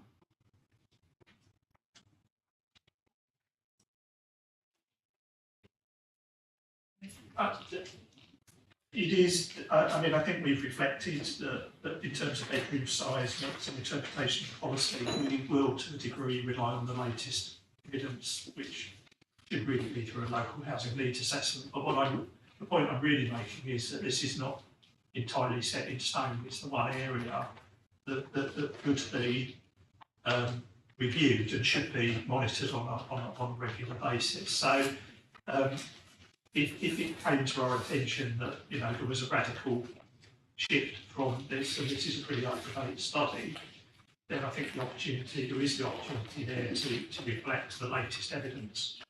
I think I'd add to that to say that the people who nominate, the department which nominates people is the housing department, so we have to consider their view as well in terms of what they are identifying as the need based on the information they have, and that has been factored in. But yes, it was factored in at a point in time, but when there is constant dialogue with housing colleagues in terms of planning applications as well. So if the needs change, we would be able to review the evidence.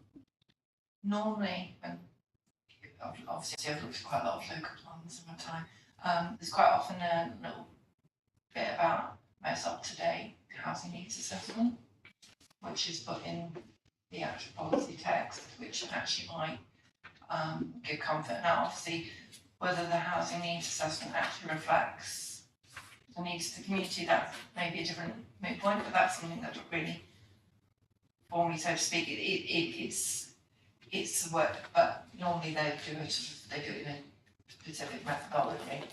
Mr. Batty? But since the difficulty is getting on the housing register, there are lots of people who would traditionally have gone through court housing or housing association housing, but they can't get onto them now because the council controls the waiting list. Well, that's why I'm saying that the housing need assessment, the way that housing need assessment has been put together, unless I'd say that the council has to go off and do a new housing needs assessment, and that the plan isn't justified because that housing needs assessment isn't appropriate. And to be fair, no one's actually argued that the housing needs assessment isn't appropriate. People have argued that there's a need for more four-bedroom housing, etc. But no one said that the actual justification, as in like that housing needs assessment, isn't appropriately provided. It may be that you do it on an annual basis, do you? How often do you do a housing needs assessment? I think we do it every 3-4 years, but not every year. So at the next iteration of the housing need assessment, I'm sure the council would make sure that they ensure that your community groups are involved in that production of that. But in terms of the extent of housing needs that are going to be put forward through affordable housing, that would be predicated through your housing needs assessment. Now, obviously, also it would be something that the council would consult on, what would be a public accessible document anyway, wouldn't it?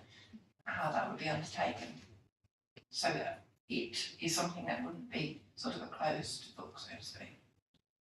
Is it possible though to modify the policy so it's a bit more explicit with that?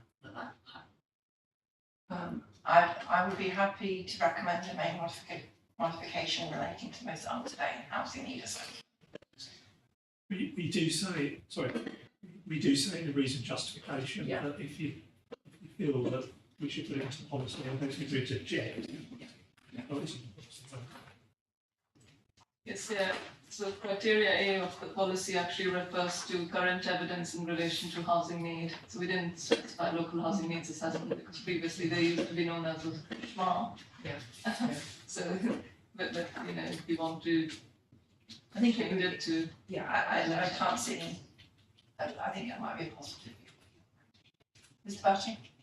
Obviously, no one's on its own. Thank you very much.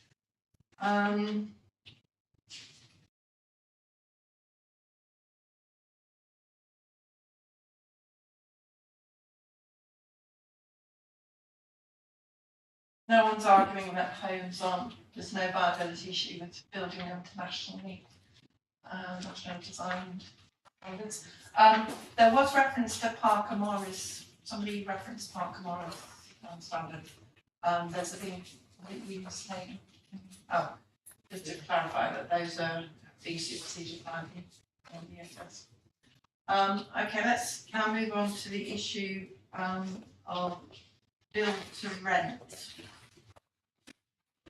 I have to say I'm a bit confused by the council at this point, your approach, because you say that build to rent isn't very good because it's not particularly affordable. That's correct, isn't it? Is that the number of your argument? No, and in addition, that 44% of our stock is already in the private rented sector. So we've got a preponderance of rental properties already in the borough. And to support a product which offers more rental properties where we have a transient population, but also properties which are even more expensive than the private rented sector, which is already expensive in the borough. Okay, that's what my argument is. My question is, why is that any worse than private market housing, market owned housing? I mean, it seems to me that there's sort of we seem to put some particular value judgment on whether something's rented or whether it's owned. If it's providing a home, what's the problem? So I think that there is, that as I said, that we considered that there is a preponderance of the private rental sector in the borough. So it is to support more homeownership products in the borough. In effect.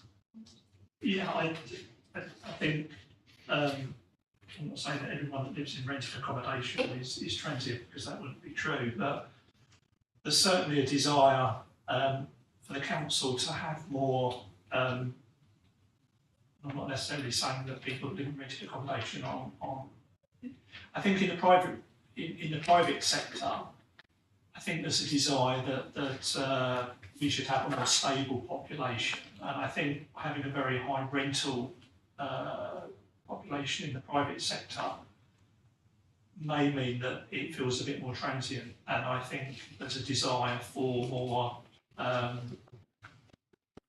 more permanent, particularly permanency with people living in their own properties. So I don't think we feel that we want an even larger, or to encourage an even larger rental sector than the one we've got already. So I, as I've said, I don't think build to rent works in this borough. Clearly, it's not a viable proposition for most people. I suppose surely not arguing that market housing is viable. No, proposition for most people. Did you just argue that you'd have to have an income of over £90,000 to buy a first I accept property in yes, no, I accept that. So where's your logic on the basis that in the London climate actually encourages you to do build for rent on the basis of providing private accommodation, which is on a long-term lease, and that's well managed. So I think our viability evidence also shows that build to rent schemes are it's a bit on the margins of viability. So we were also concerned in terms of securing a good proportion of affordable homes on build to rent schemes. So I think it was a factor of a number of things. So the preponderance of the private rented sector, the viability evidence, and then the support, well not explicit support, but the limited land that we have available to actually balance some of the rental sector that we have, homeownership products.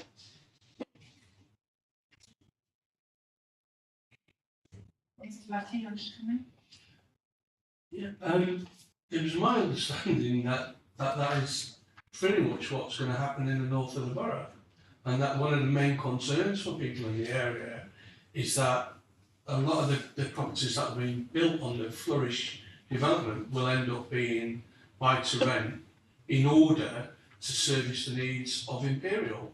So I think that's likely to happen anyway. So we should have a look at it and talk about minimum length tenures. So have 1 to 2 years renting as a fixture. If they're going to build these properties, that's a minimum that they should be, and it should be built in the application from the start, so you don't allow it otherwise.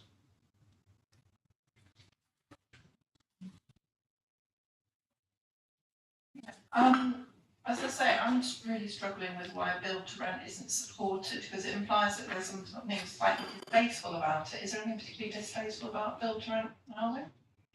There is. Why? Because it's very exploitative in a way for the landlords to make huge amounts of profit. Well, unless we're going to get rid of capitalism per se, I think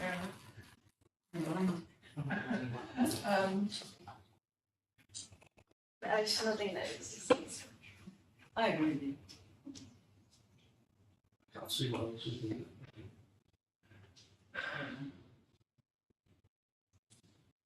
Because in terms of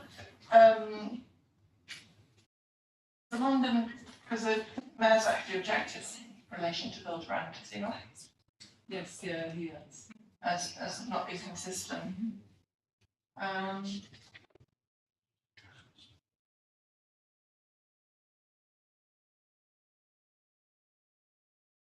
In the plan, London plan, so there's in paragraph 411. Borough should take a positive approach to the build to rent sector to enable it to better contribute to delivering new homes. Accelerate delivery on individual sites as they are less prone to absorption constraints, etc., etc. It sets out quite a strong approach to providing build to rent, and as yet the council you just seem to suggest that you don't like it because it's rented housing. I think. Sorry, I know it wasn't you. Yes, I think, we've got two of our opportunity areas. We kind of, I suppose, if we have mixed communities, we don't want some kind of monotenure schemes. So I think although the policy is saying that build rent schemes are not supported in the borough, it does then say, however, if such a scheme comes forward, it then positively says what we would expect from such a scheme. So it's not completely precluding them. And then in the supporting text, I think we clarify that we would not support very large build rent schemes. So I think we could look at improving the language where,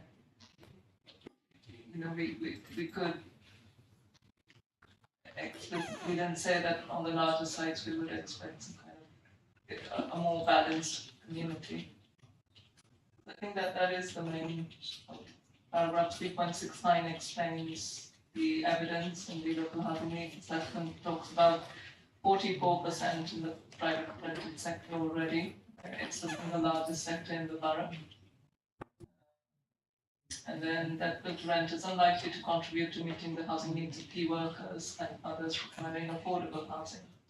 But is that the objective of build to rent? I mean, local London plan doesn't say build to rent is there to provide affordable housing. It says that the housing will come on stream more and it will have to just provide affordable housing. Yes, yeah, and the viability evidence then states that it's more challenging in Kensington and Chelsea than build for sale schemes. That's the local plan viability study. It says that actually build to rent schemes are less viable in terms of provision of affordable housing. But if you have a policy in your plan saying we, build for rent, I mean, to some extent, do you actually need a policy saying that you support it or don't support it? I mean, if you're saying that build for rent, if a developer were to come forward, or Mr. Stephen's colleagues was to come forward for a build for rent scheme, he or she will only come forward if they think it's viable, won't they? Yes, that's right. Yeah, so why is viability relevant? Well, they may think it's viable as long as it's viable with the 35% affordable housing. So I think that's the key point in the council's viability evidence, that they're less able to support the 35% for sale scheme. But then you wouldn't allow it, would you? Provide affordable housing? Mr. Buck, before you I don't understand what not supported means. Yeah, I mean, this is where I'm a bit, it just seems to me that the council wants to sort of signal that you don't like build for rent. But you can't really, but when it comes to a development, if someone developer were to come forward and you say, oh, we just don't like, it just appears that you just don't like it. And that's, I'm not sure whether that's a planning reason necessarily. Well, I guess we can have a neutral. Sorry. They will expect community housing. That's fair. But I just don't. Sorry, Mr. Buck. I just don't understand the first line. Okay, I think we could look at modifying that and maybe not having support or not supporting this type of policies. Just setting out a whole building for rent Would be doubtful. would be doubtful, because it doesn't mean that necessarily it will come forward or it won't come forward. It just means you've got policy for it as per the London plan, rather than setting out a, what it seems to be rather arbitrary sort of approach, which it seems to be approach. Thank you. Similarly, co-living. You're not very keen on co-living. Can you explain why? I think again, co-living, again, I think the local housing needs assessment, well, it did look at, because they are just single rooms, so we did consider that could they be suitable for key workers? And even those weren't suitable for key workers. So I think, and even the London plan isn't explicitly very supportive of co-living schemes, although I think on the same basis we could just have a policy on co-living and not have any policy criteria that says that we don't support. We could again just modify the text to delete the not supporting this type of policy on co-living.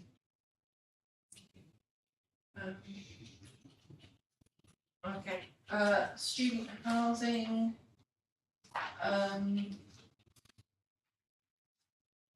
There's nothing there. I mean, I know the whole concept of how much, whether you actually want to be allocating the site for affordable housing is a different matter, isn't it? And specialist housing that we'll do tomorrow.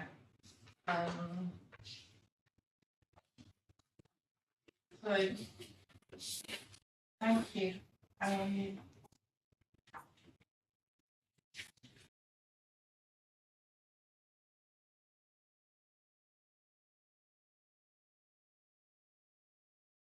I don't have any further questions. These policies, does anyone actually raise anything in relation to these issues in terms of tenure, etc.?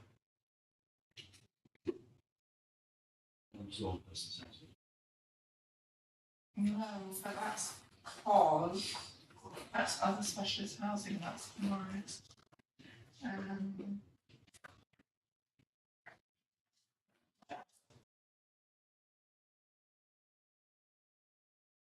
I was just a bit confused. That's correct. That's definitely question 75. Okay, right, on that note, I'd like to close today's hearing session. Thank you very much. Run through the. Oh yes, the action points. Yeah. Oh, thank you very much. So from the floor, yeah. And then Maud. Can everyone hear that? Yes, let me go to the speaker.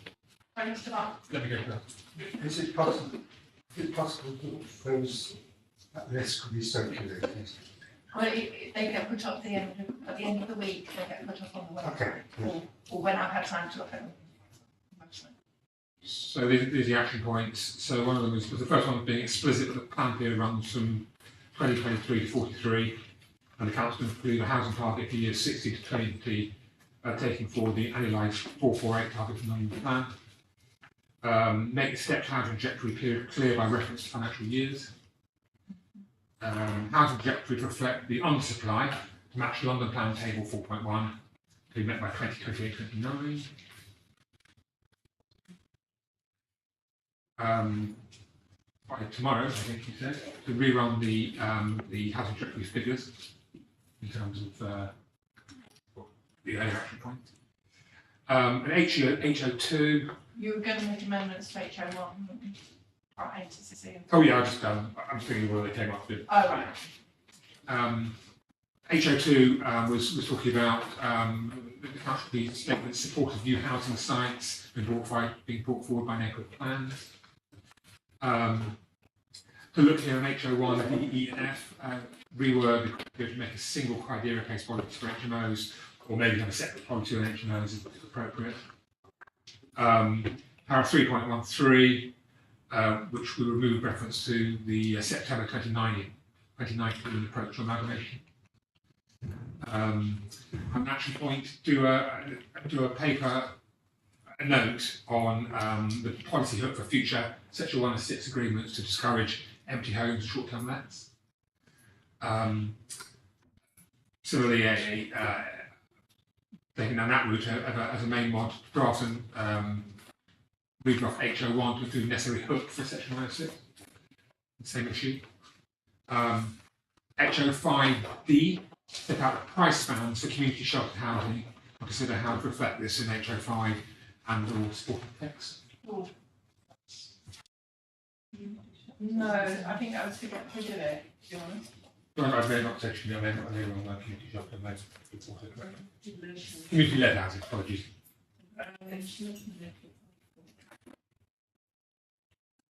Oh, that's to do with the price bands for affordable extra care. Apologies. Yeah, so we need to or find out more about what the sites. Okay. Para 3.23, replace the term maximum reasonable amount with maximum viable level.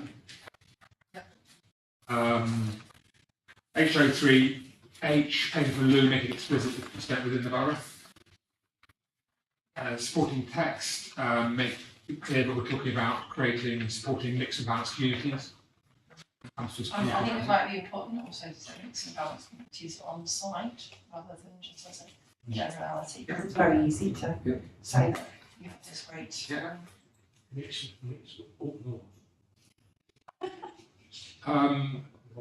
Change the wording relating to London affordable rent as grant funding no longer available, that's HO3K.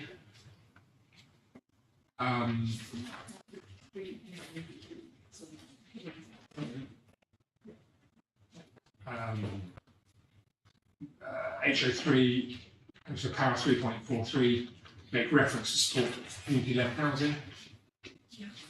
HO4, main mod, make reference to the most up-to-date evidence being reviewed regularly through regular local housing need assessments in terms of the need of housing. And then built to rent and co-living. I think in terms of that need element, I think it might be helpful to say need to reflect the diverse element of the authority, diverse needs of the authority. Just and then that kind of brings home the point that people have different housing needs depending on their backgrounds. And then we have the last two, the mods to HO6 in terms of built rent and co-living, looking for whether it's specific policies or set out clearly what we actually mean by it. And that's my list. Can I just ask, at the beginning, did you mention the period 2019 to 29? Because I didn't hear that. Yeah, there was reference to how to make sure it was all those, the long rigmarole we had this morning relating to all the different housing figures and such. But I'm very grateful for the work. Right, well, thank you very much, everybody. Hope to see some of you, not all of you, tomorrow morning at 10 a.m. Thank you very much, everyone. Thank you, guys. Thank you. Is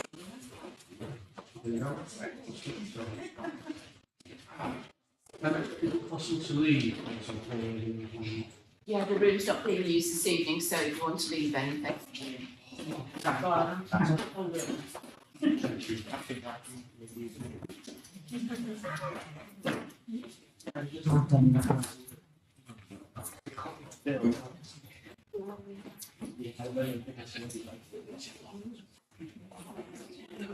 Use the laptop. I wouldn't leave a laptop, just documents.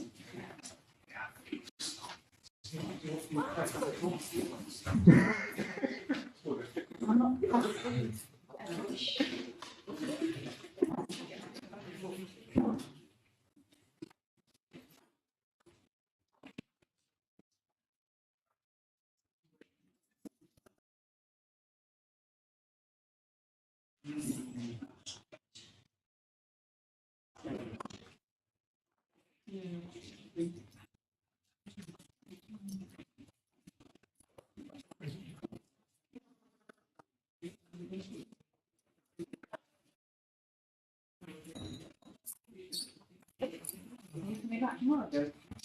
I believe, I'll use the check.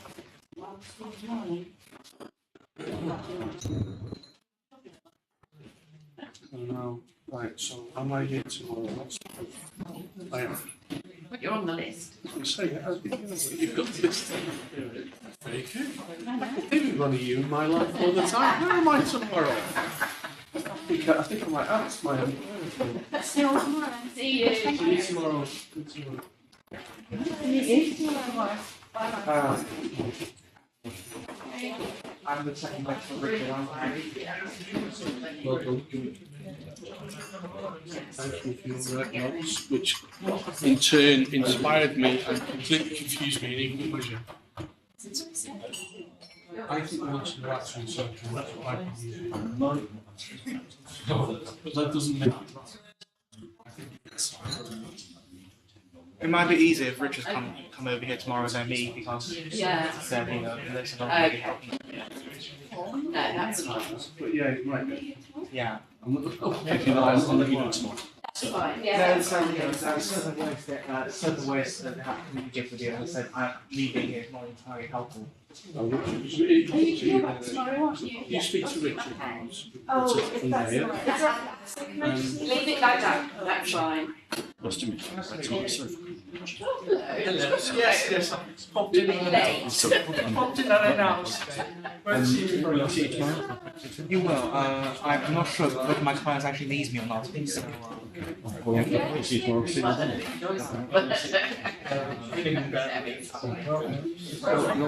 Some people who sorry? Yes.